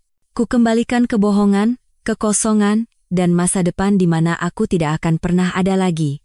Bima meremas foto setengah itu hingga buku-buku jarinya memutih, dan ia menelungkupkan wajahnya di meja. Pundaknya yang lebar, yang pernah kuanggap sebagai seluruh duniaku, mulai bergetar hebat. Saat Bima hancur di samping foto yang robek, aku, ribuan kilometer jauhnya darinya, di dalam pesawat selama lebih dari 10 jam, mencoba tidur dengan selimut tipis kelas bisnis. Tapi aku tidak bisa tidur. Pemandangan Sari yang jatuh, genangan darah di lantai marmer, terus menghantuiku. Aku tidak merasa puas. Aku hanya merasa takut. Takut pada kegilaan Bima, takut pada kekejaman rencanaku sendiri. Semua yang terjadi setelah aku pergi adalah cerita dari Maya. Setelah aku menetap di Paris, Maya bercerita bahwa Bima tidak lama hancur di apartemen kosong itu. Saat ia tenggelam dalam keputusasaan, ia menerima 2 panggilan telepon. 2 panggilan yang secara resmi menutup semua pintu dalam hidupnya. Panggilan pertama dari rumah sakit. Seorang perawat di UGD memberitahu dengan suara dingin. Dengan wali dari pasien Sari Pertiwi, pasien mengalami luka berat akibat jatuh dari ketinggian. Kami sudah berusaha semaksimal mungkin, tapi janinnya tidak bisa diselamatkan. Kedua janin meninggal, dan kondisi pasien juga kritis karena pendarahan hebat. Mohon segera datang untuk mengurus administrasi. Maya berkata, Bima hanya mendengarkan, tangannya yang memegang telepon gemetar hebat. Ia menutup telepon tanpa berkata apa-apa, si kembar. Keberadaan yang Sari gunakan untuk mengikatnya, yang Bima gunakan untuk menipuku, kini telah tiada. Ia telah kehilangan anak-anaknya karena tindakannya yang kejam, tapi tragedi tidak berhenti di situ. Sebelum ia sempat mencerna berita itu, ponselnya berdering lagi. Kali ini nomor yang tidak dikenal, tapi itu adalah nomor dari kantor firma hukum yang mengelola surat wasiat kakeknya. Pengacara keluarga, pria tua yang pernah kutemui beberapa kali. Dengan suara tanpa emosi, ia memberitahu secara singkat. Tuan Bima Adiwijaya, saya menelepon untuk memberitahukan sesuatu. Berdasarkan kejadian di gedung pernikahan pagi ini, di depan seluruh dewan direksi dan pemegang saham, Anda telah melanggar secara serius klausul dalam surat wasiat almarhum Tuan Besar Adiwijaya. Bima, yang baru tersadar, menggeram dengan suara serak. Apa maksudmu? Pengacara itu melanjutkan dengan tenang. Dalam surat wasiat disebutkan, Anda harus menikah secara sah dengan Nona Citra Wulandari sebelum ulang tahun Anda yang ke-30. Hari ini adalah ulang tahun Anda yang ke-30. Namun, Anda terbukti telah melakukan tindakan bigami dengan Nona Sari Pertiwi, dan pada saat yang sama, menyebabkan skandal moral serius yang secara langsung merusak kehormatan dan nilai merek grup perusahaan. Sesuai dengan klausul yang juga dikonsultasikan dengan almarhum ayah Nona Citra, kami terpaksa membatalkan hak waris Anda. Batal? Teriak Bima. Benar. Mulai saat ini, seluruh saham pengendali grup yang Anda miliki, sesuai dengan kehendak almarhum Tuan Besar, akan dialihkan ke Yayasan Amal. Anda bukan lagi pemegang saham mayoritas. Saya turut prihatin. Pengacara itu menutup telepon. Bima terduduk di lantai apartemen yang kosong. Selama 10 tahun terakhir, ia berusaha, berakting, menipuku, semuanya demi hari ini. Ia ingin memiliki segalanya. Harta keluarga, aku sebagai istri kamuflase yang sempurna, dan Sari sebagai kekasih rahasia beserta anak-anaknya.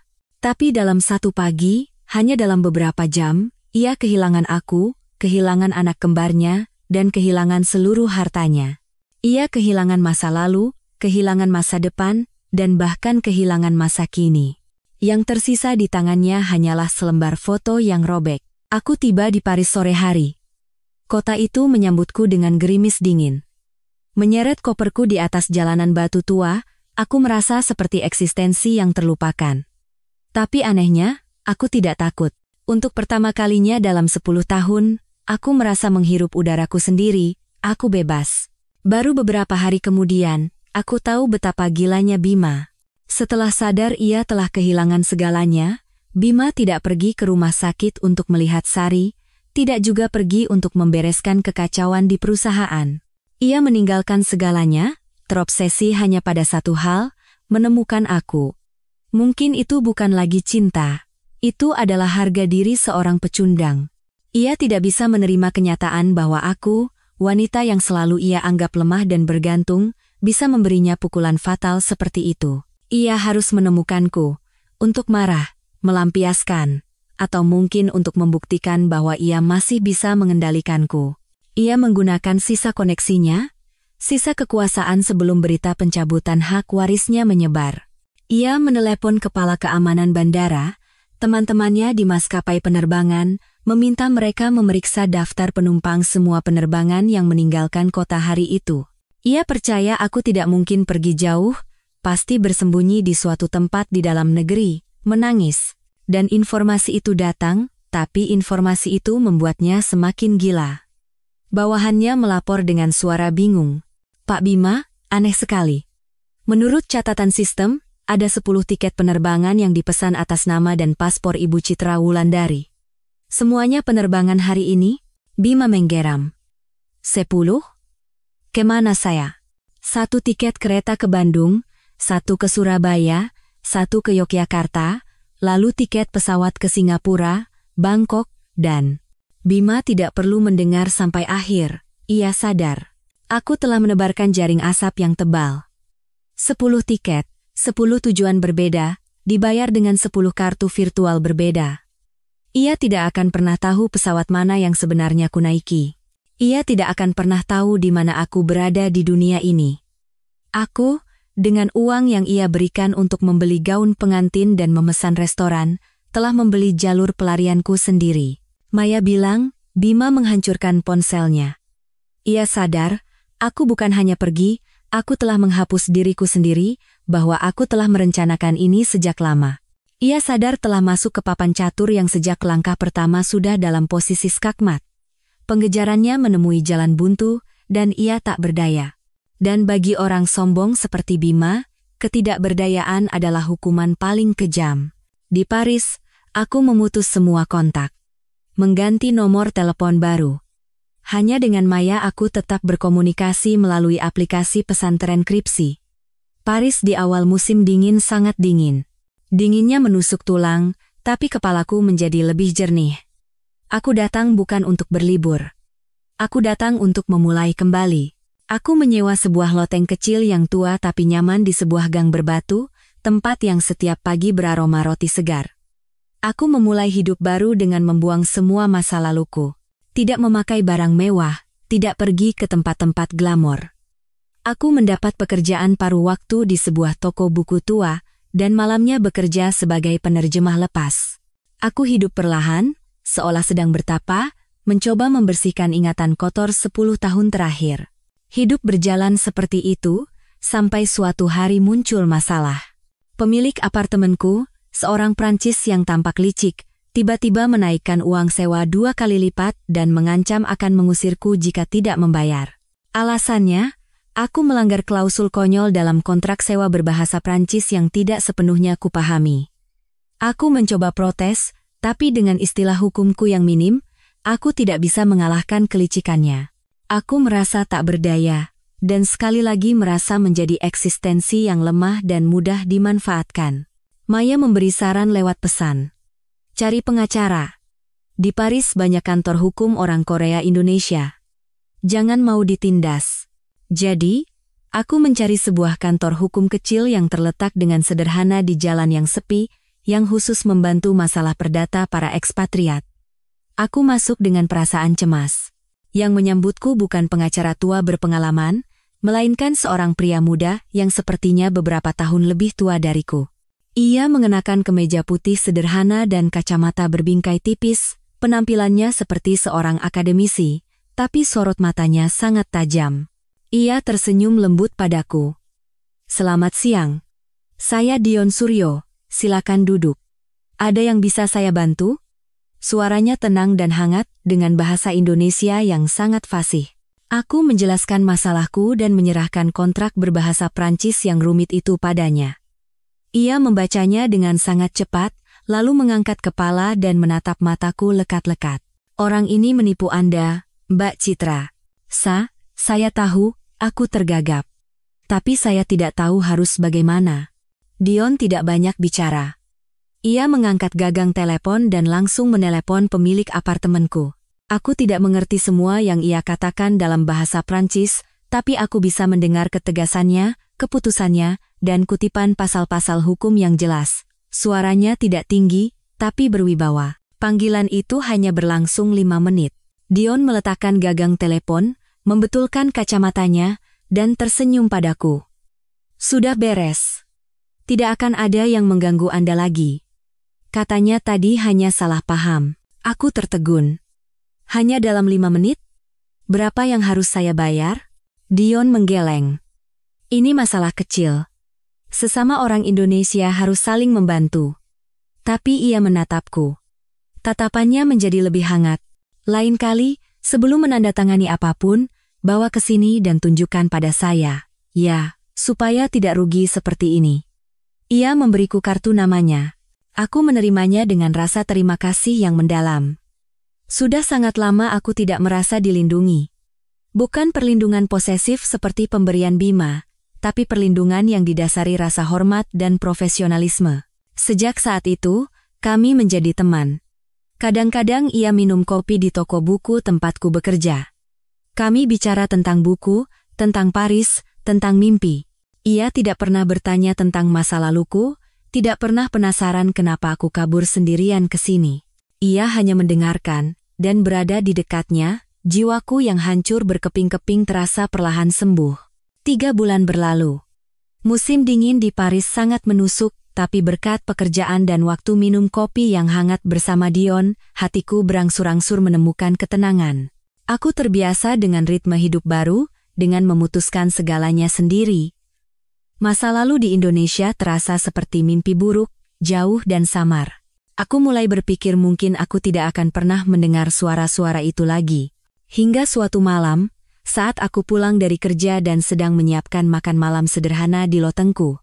Ponsel keduaku, satu-satunya yang kugunakan untuk berkomunikasi, tiba-tiba berdering dengan nomor tak dikenal, kode area Indonesia. Jantungku serasa jatuh. Hanya Maya yang tahu nomor ini. Aku ragu, lalu menjawab panggilan itu. Halo? Di seberang sana, hening selama beberapa detik, hanya terdengar napas yang berat dan lelah, lalu sebuah suara terdengar. Suara yang pernah kupikir tak akan pernah bisa kulupakan, tapi kini, terdengar begitu asing, tua, dan hancur. Citra, ini ibu. Ibu. Ibu Ratih. Aku membeku. Tangan yang memegang ponsel menjadi dingin. Aku tidak berkata apa-apa. Semua emosi di dalam diriku membeku. Citra, jangan ditutup. Tolong. Ibu tahu kamu benci ibu, benci Bima. Tapi tolong, maafkan kami. Ia mulai menangis. Terdengar isakan pilu di seberang telepon. Aku menarik napas dalam-dalam, berusaha agar suaraku tidak bergetar. Aku bukan lagi wanita lemah yang dulu.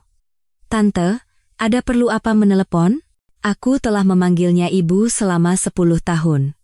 Tapi kini kata tante yang keluar dari mulutku terasa ringan seperti bulu, namun setajam pisau. Ibu Rati sepertinya terkejut dengan panggilan itu.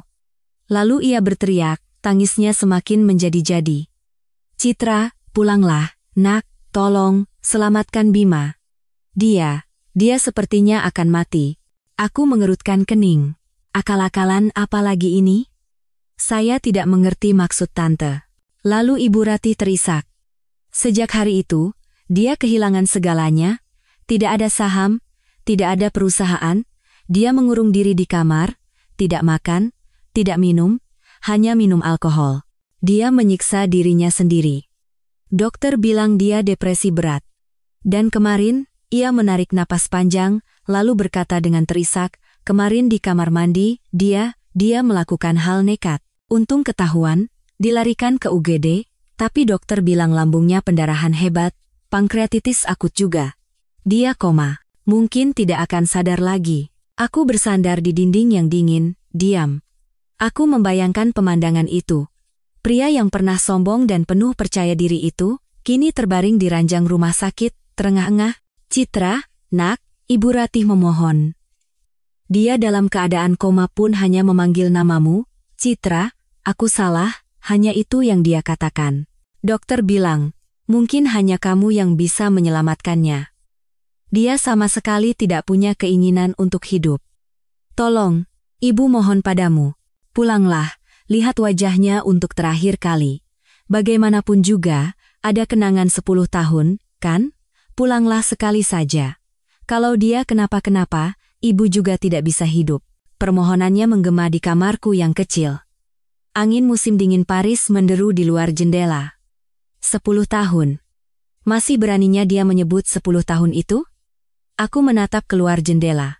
Salju dingin mulai turun. Aku tidak merasakan simpati, tidak juga kasihan padanya. Ia sekarat bukan karena cinta. Ia sekarat karena egonya hancur, karena ia kehilangan segalanya. Dari seberang sana, masih terdengar ia meraung-raung. Aku tidak berkata apa-apa. Dengan tenang, aku mengangkat tangan dan menekan tombol putus panggilan. Telepon dari Ibu Ratih, raungan dan permohonannya, menghantuiku selama beberapa hari. Aku mencoba mengenyahkannya dari kepala, mengatakan pada diri sendiri bahwa itu bukan lagi urusanku. Aku telah memutus telepon dengan tegas, dan berharap itu adalah kali terakhir aku mendengar suara itu. Tapi aku tidak tahu bahwa keheningan dan penolakanku akan mendorongnya ke keputusan yang lebih gila dan menyimpang. Nanti, saat aku kembali ke Indonesia, Maya menceritakan keseluruhan komedi tragedi itu. Maya, sahabat terbaikku, tidak hanya menghiburku dari jauh. Ia, melalui kenalannya di rumah sakit, diam-diam memantau semua gerak-gerik keluarga Ibu Ratih. Ia takut mereka yang terpojok akan melakukan sesuatu yang merugikanku atau menggunakan media untuk sekali lagi memfitnahku, dan apa yang ia temukan benar-benar di luar imajinasi siapapun. Menurut Maya, setelah panggilanku diputus, Ibu Ratih benar-benar putus asa. Bima masih dalam kondisi koma yang dalam, dan kondisinya memburuk dari hari ke hari karena tidak adanya keinginan untuk hidup. Terpojok, ia mengaduk-aduk album foto keluarga lama, dan tiba-tiba teringat sesuatu. Ia teringat kampung halamanku, dan segera mengemudikan mobilnya menuju kota kecilku yang berjarak ratusan kilometer dari Jakarta. Ia pergi bukan untuk meminta maaf pada orang tuaku, atau bahkan untuk menyalakan dupa untuk almarhum ayahku. Ia pergi untuk mencari sepupuku. Aku dan Mita tidak akrab karena keluarga paman hidup sederhana dan tertutup. Tapi yang terpenting adalah, wajah Mita 67 bagian mirip denganku, terutama bentuk matanya. Jika dirias dan di bawah pencahayaan redup, sekilas orang bisa salah mengira. Ibu Ratih menemukan rumah paman, sebuah rumah petak tua di dalam gang sempit. Ia datang dengan penampilan orang yang telah kehilangan segalanya, tapi masih tidak bisa menyembunyikan keanggunan orang yang pernah hidup kaya raya, dan langsung ke intinya. Ia tidak berbasa-basi, di atas meja kayu yang tua dan usang, ia meletakkan selembar cek. 50 juta rupiah. Maya bilang, itulah yang ia tawarkan. Mita, tolong bantu tante. Pura-pura jadi Citra, pergi ke rumah sakit, dan katakan beberapa kata penyemangat untuk Bima. Asal dia sadar dan mau hidup lagi, 50 juta ini jadi milikmu dan keluarga. Maya berkata, keluarga paman benar-benar miskin. Paman dan bibi seumur hidup hanya bekerja keras, dan Mita pun hanya lulus SMA dan membantu di rumah. Mereka belum pernah melihat uang sebanyak itu. 50 juta adalah jumlah yang tidak pernah mereka impikan seumur hidup. Mereka saling berpandangan. Di mata mereka, tercampur rasa takut dan godaan. Mereka samar-samar mendengar desas-desus bahwa aku mengkhianati Bima dan kabur di hari pernikahan. Mereka mungkin berpikir aku yang salah, dan ini adalah kesempatan untuk memperbaiki kesalahanku sekaligus membantu keluarga mereka. Mita sedikit ragu. Ia takut, tapi Ibu Ratih berlutut dan menangis memohon. Tante mohon padamu, selamatkan putra tante. Kalau dia meninggal, tante juga tidak punya arti hidup lagi. Cukup katakan, Mas, semangat ya, aku sudah kembali. Hanya itu saja sudah bisa menyelamatkan satu nyawa. Akhirnya, di hadapan uang yang begitu besar dan permohonan Ibu Ratih yang begitu pilu, Mita mengangguk. Ibu Ratih sangat gembira, dan segera memberi Mita sejumlah besar uang untuk membeli pakaian. Ia membawa Mita ke Jakarta, membawanya ke salon untuk menata rambutnya menjadi gaya bergelombang lembut yang sama sepertiku. Ia bahkan memanggil perias yang sama yang kupekerjakan untuk hari pernikahan, memintanya merias Mita semirip mungkin denganku. Saat mendengar cerita ini dari Maya, aku merinding. Ibu itu, karena obsesinya, bisa melakukan segala cara. Ia tidak peduli apakah itu benar atau salah, apakah itu menghina kepribadian Mita, atau menghina diriku. Ia hanya ingin putranya sadar. Ia telah mengubah penderitaan dan pengkhianatanku menjadi sebuah sandiwara, dan menyewa orang asing untuk menjadi pemeran pengganti. Sore itu, Mita dibawa ke rumah sakit. Ia mengenakan gaun rajut krem yang sering kupakai, membawa sekeranjang buah dengan tangan gemetar. Dengan cemas dan takut, ia masuk ke ruang VIP tempat Bima terbaring koma, dikelilingi berbagai macam mesin. Aku bertanya pada Maya, bagaimana perasaan Mita saat itu. Maya, mengutip perawat jaga hari itu yang berhasil ia dekati dengan sedikit uang, berkata Mita pucat pasi ketakutan. Ia adalah gadis desa yang lugu, dan ini adalah pemandangan pertama baginya. Mita masuk ke kamar dengan hati-hati. Bau desinfektan menusuk hidung, bercampur dengan bau alkohol yang samar, menciptakan suasana yang menyesakan. Di atas ranjang putih bersih, Bima kurus kering dan kuyu, wajahnya pucat, kedua matanya terpejam. Ia sama sekali berbeda dengan pria modis dan keren yang Mita lihat di foto-foto yang kuunggah.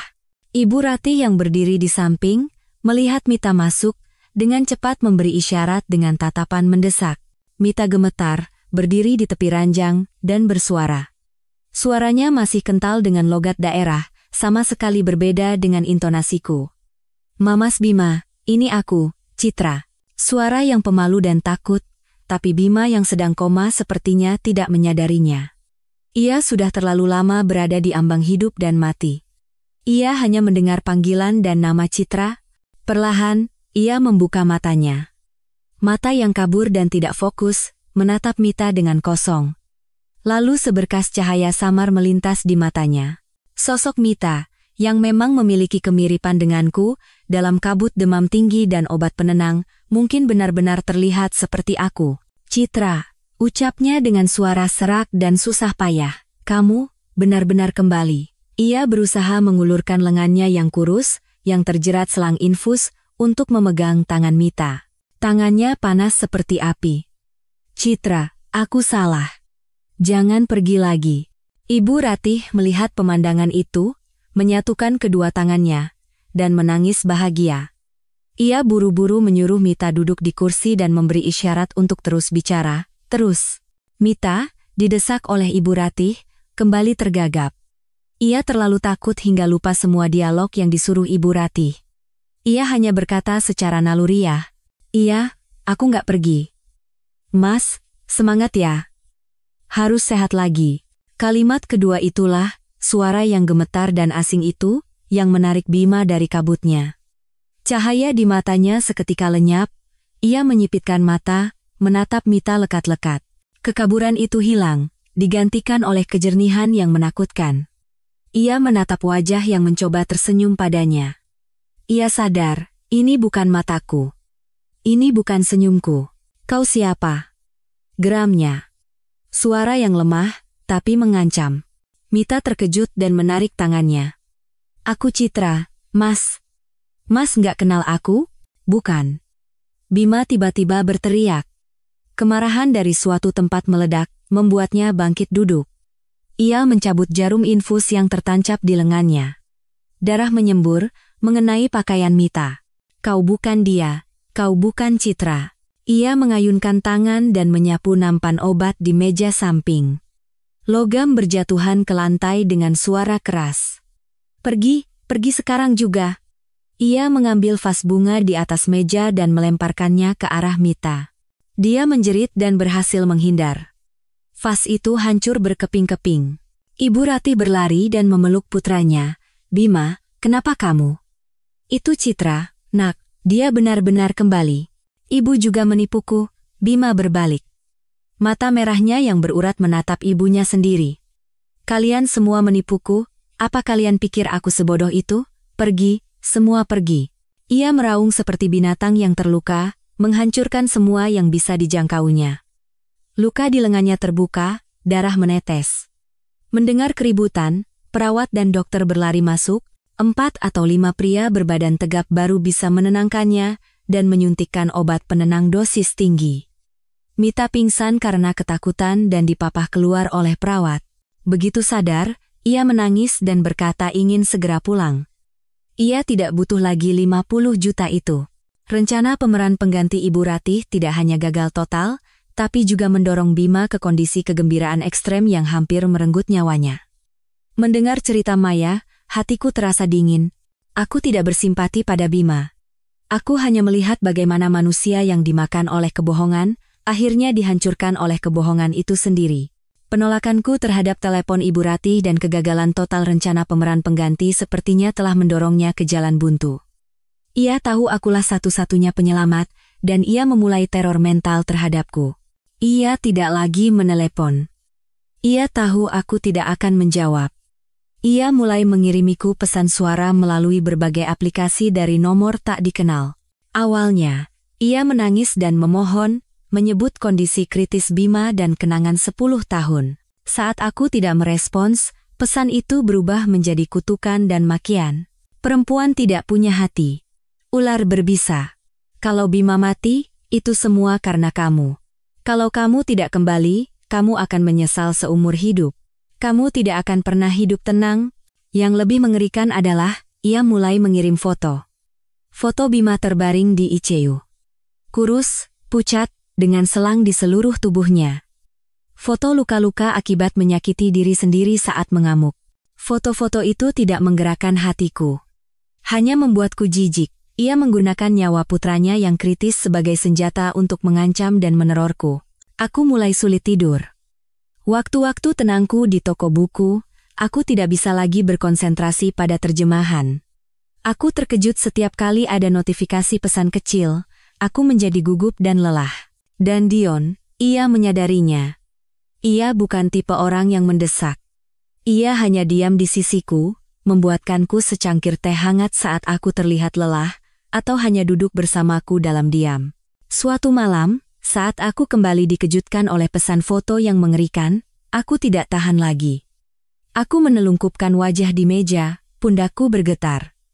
Aku menceritakan semuanya padanya. Cinta 10 tahun, malam sebelum pernikahan, surat wasiat, si kembar, dan teror mental yang terus berlanjut setiap hari. Dion mendengarkan tanpa menghakimi. Ia diam sampai aku selesai bercerita, sampai aku mengangkat kepala dengan mata merah. Ia menatapku. Tatapan yang tegas dan hangat. Citra, melarikan diri bukan solusi. Aku mengangkat kepala. Dengan suara serak, aku bertanya, lalu apa yang harus kulakukan? Aku tidak mau kembali. Saat ini, emosimu dikendalikan oleh mereka, kata Dion. Suaranya rendah dan jelas. Meskipun berada di belahan bumi lain, mereka masih mengendalikanmu dengan rasa bersalah dan ketakutan. Jika kamu tidak memutus benang itu sendiri, mereka tidak akan pernah melepaskannya. Memutusnya? Iya, ia mengangguk. Jika kamu hanya menghindar, mereka akan berpikir kamu masih peduli dan terpengaruh. Semakin kamu diam, semakin mereka akan menggali. Kamu harus menghadapinya sekali. Mengatakan semuanya dengan jelas dan mengakhirinya. Kamu harus menunjukkan bahwa kamu tidak takut, tidak menyesal, dan tidak lagi peduli. Aku ragu.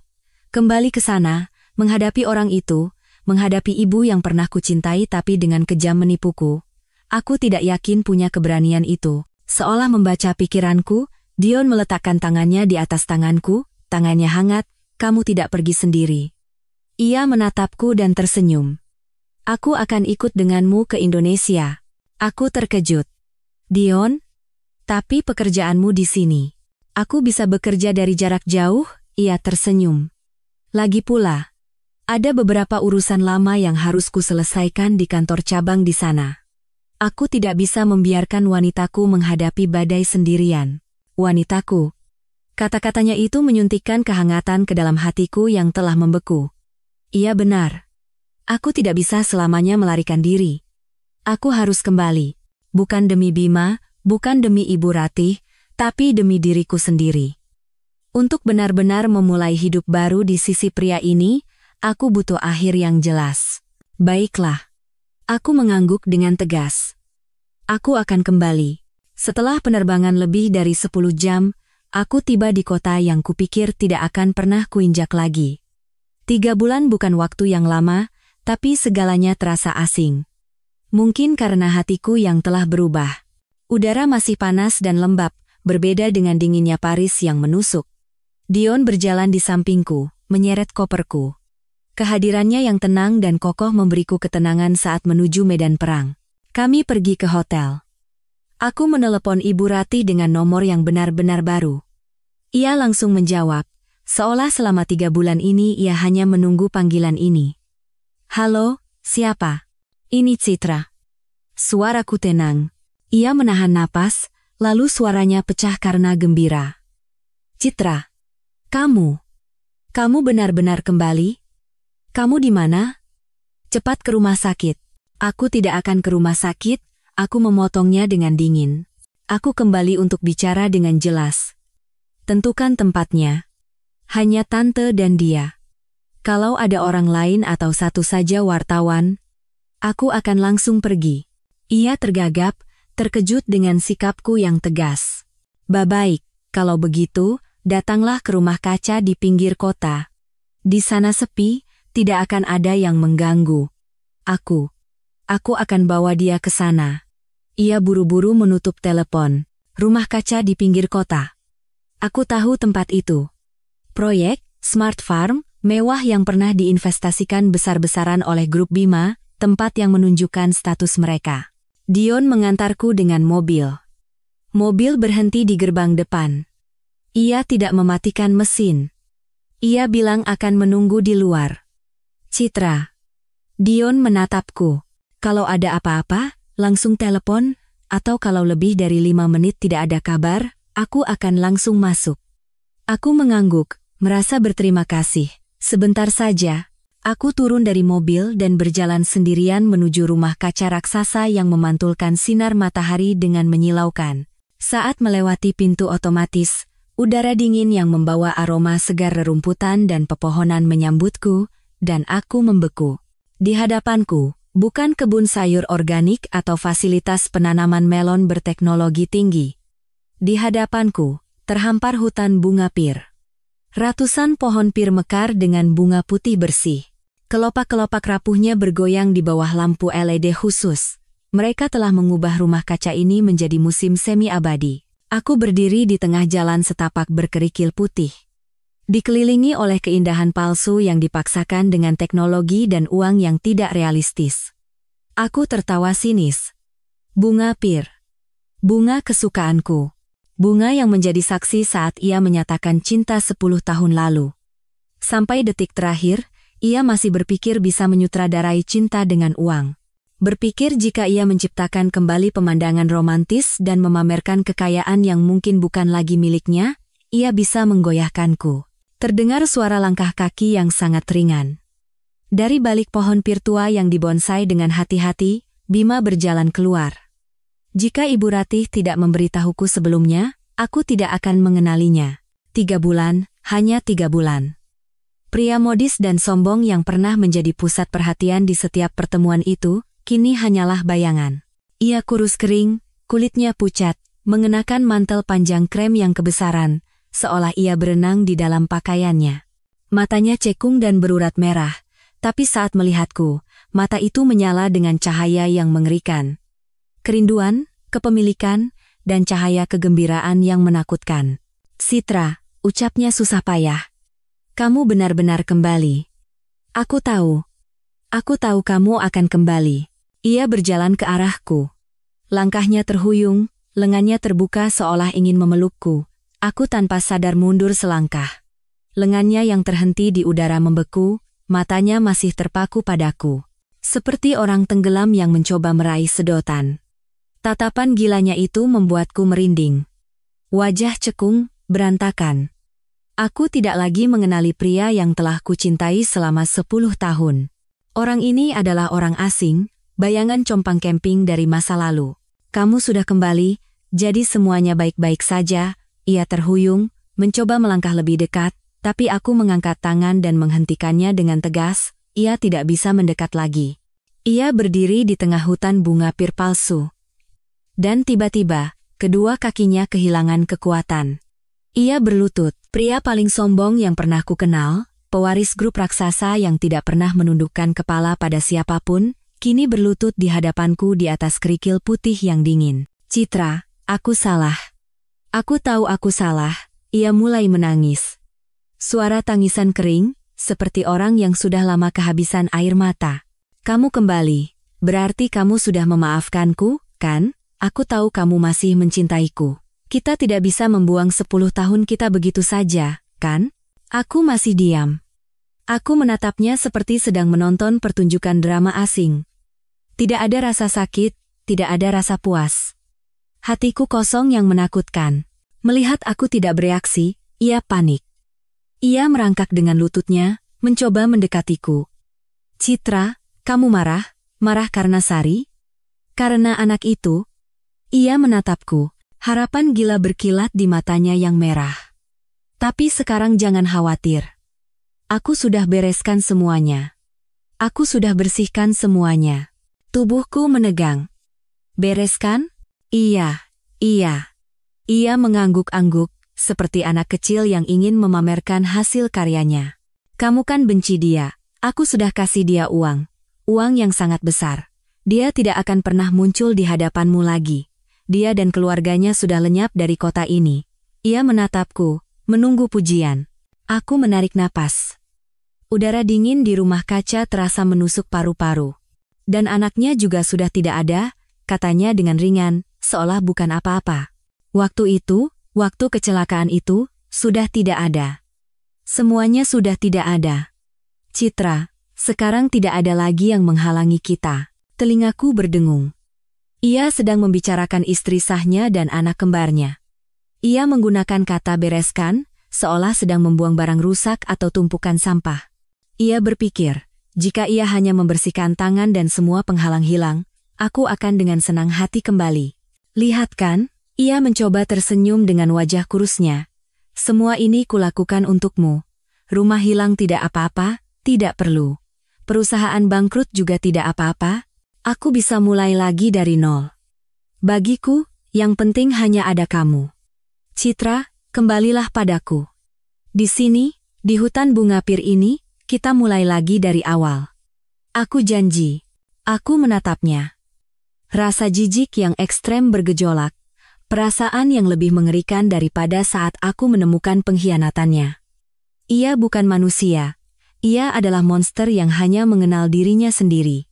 Aku menatapnya. Tatapanku mungkin begitu dingin hingga senyumnya lenyap. Aku menggelengkan kepala.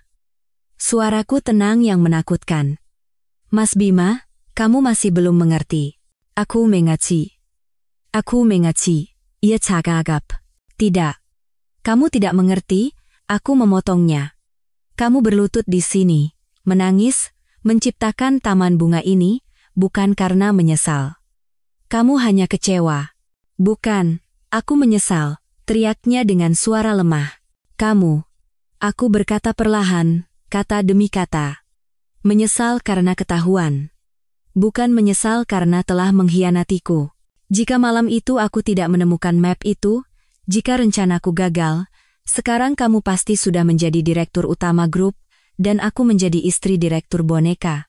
Kamu akan hidup bahagia di sisi selingkuhan dan anak-anakmu. Benar atau salah? Ia membeku. Kata-kataku adalah belati yang menusuk tepat di jantungnya. Ia tidak bisa menyangkal. Aku melanjutkan, suaraku masih datar. Kamu membereskan Sari bukan karena mencintaiku, tapi karena dia adalah penghalang dan bukti kegagalanmu. Kamu pikir aku adalah harta terakhirmu, pelampung yang bisa kamu pegang untuk membuktikan bahwa kamu belum kehilangan segalanya. Tapi aku bukan. Bukan. Ia tergagap panik. Aku tidak ingin melihat wajahnya lagi barang sedetik pun. Aku berbalik. Aku kembali ke sini bukan untuk mendengar permintaan maafmu. Aku kembali untuk memberitahumu bahwa semuanya benar-benar sudah berakhir. Saat aku berbalik, keputusasaan Bima berubah menjadi kegilaan. Ia melompat berdiri. Kekuatan luar biasa tiba-tiba muncul dari tubuh kurusnya itu. Ia berlari dan mencengkeram pergelangan tanganku seperti rantai besi. Tidak. Jangan pergi. Kau milikku. Aku tidak akan membiarkanmu pergi. Aku sudah kehilangan segalanya. Aku tidak bisa kehilanganmu juga. Aku mencoba melepaskan tanganku, tapi sia-sia. Kegilaan telah merenggut akal sehatnya. Ia menarikku ke arahnya. Maaf, sebuah suara rendah dan tenang tiba-tiba terdengar dari arah pintu rumah kaca. Tangan Bima berhenti. Ia menoleh dengan cepat. Dion sudah berdiri di sana sejak entah kapan. Ia masih mengenakan kemeja putih sederhana dan celana bahan, penampilan yang elegan dan tenang. Di tengah pemandangan yang kacau ini, kemunculannya seperti lukisan yang sama sekali berbeda. Ia sangat kontras dengan Bima yang mengenakan mantel panjang kebesaran, kuyu, dan berantakan. Kau siapa? Geram Bima, tapi suaranya sudah bercampur dengan kebingungan. Dion tidak marah.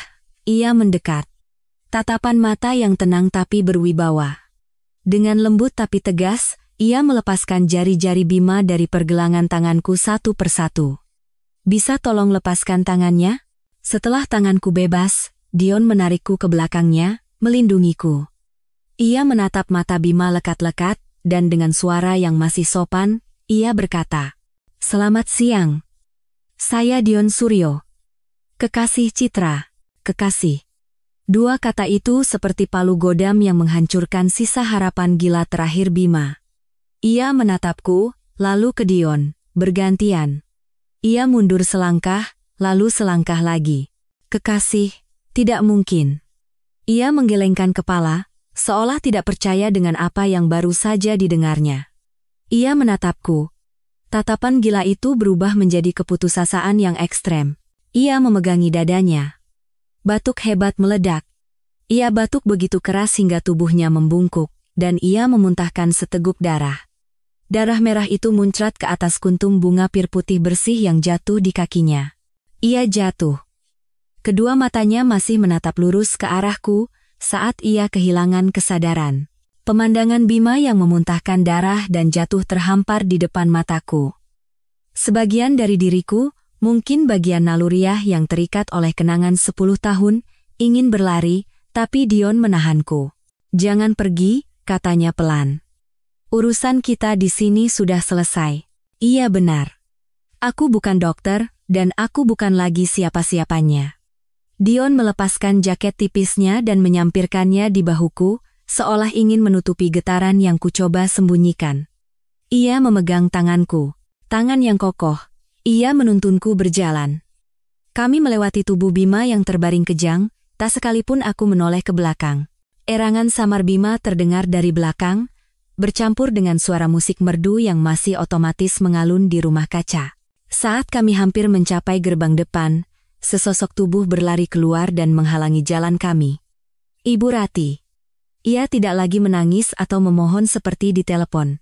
Wajahnya, yang dalam 3 bulan telah menua 10 tahun, kini berkerut karena marah. Ia baru saja melihat putranya jatuh. "Citra," teriaknya tajam. "Kau, perempuan iblis, sekarang kau puas. Lihat apa yang telah kau lakukan padanya. Kalau dia kenapa-kenapa, apa kau akan senang? Dasar perempuan jahat." Ia mengangkat tangannya. Tangan kurus dan keriput itu melayang ke arah pipiku. Tapi Dion menahannya di udara. Tangannya mencengkeram erat pergelangan tangan wanita itu. "Tante, tolong jaga sikap." Suara Dion masih tenang, tapi sedingin baja. Ia mencoba melepaskan tangannya, tapi sia-sia. Ia terus mengutukku. Kau membawa laki-laki lain untuk menghinanya?" Aku menarik lengan Dion, memberi isyarat agar ia melepaskan tangan wanita itu. Aku melangkah maju dan berhadapan dengan Ibu Ratih. Wanita yang pernah kupanggil ibu. "Dia jadi seperti itu karena saya?" tanyaku. Suaraku tak kalah dingin. "Kalau bukan karena kau, karena siapa lagi?" teriaknya. "Kau yang meninggalkannya, sekarang kembali untuk menyiksanya lagi." Aku menatap matanya lekat-lekat. Mata yang pernah menatapku dengan penuh kasih sayang ini, kini hanya tersisa kebencian dan keras kepala. "Itu karena dirinya sendiri," kataku dengan jelas. "Dan karena tante." "Apa maksudmu?" Ia tertegun. "Dia adalah pengkhianat. Dan tante," aku menggeram, "adalah kaki tangannya." Tante tahu segalanya. Tante tahu dia melakukan bigami, tahu dia punya anak dengan Sari. Tapi Tante datang ke hotel, memasangkan gelang pusaka, dan membuat saya berjanji untuk mempercayainya. Kenapa? Demi cinta kami? Bukan. Aku melangkah lebih dekat, merendahkan suaraku. Karena surat wasiat itu. Karena harta yang melimpah itu. Tante takut saya membatalkan pernikahan dan putra Tante kehilangan segalanya. Wajah Ibu Ratih pucat pasi. Ia mundur. Aku telah menusuknya tepat di sasaran. Tante menutupi kebohongannya. Aku melanjutkan. Tante menggunakan saya sebagai alat untuk mendapatkan warisan putra Tante. Bahkan dengan kejam menyewa pemeran pengganti. Sebuah komedi murahan. Tante tidak pernah sekalipun menganggap saya sebagai anak dengan tulus. Dia menjadi seperti itu adalah karmanya. Dan Tante, melihat putra Tante seperti ini hari ini, adalah harga yang harus Tante bayar atas pembiaran dan keserakahan Tante. Aku tidak punya kata-kata lagi. Aku memegang tangan Dion. Kita pergi. Berhenti. Kami berjalan. Di belakang kami, tertinggal teriakan gila Ibu Ratih, erangan Bima dari hutan bunga pir, dan masa lalu 10 tahun yang penuh kebohongan.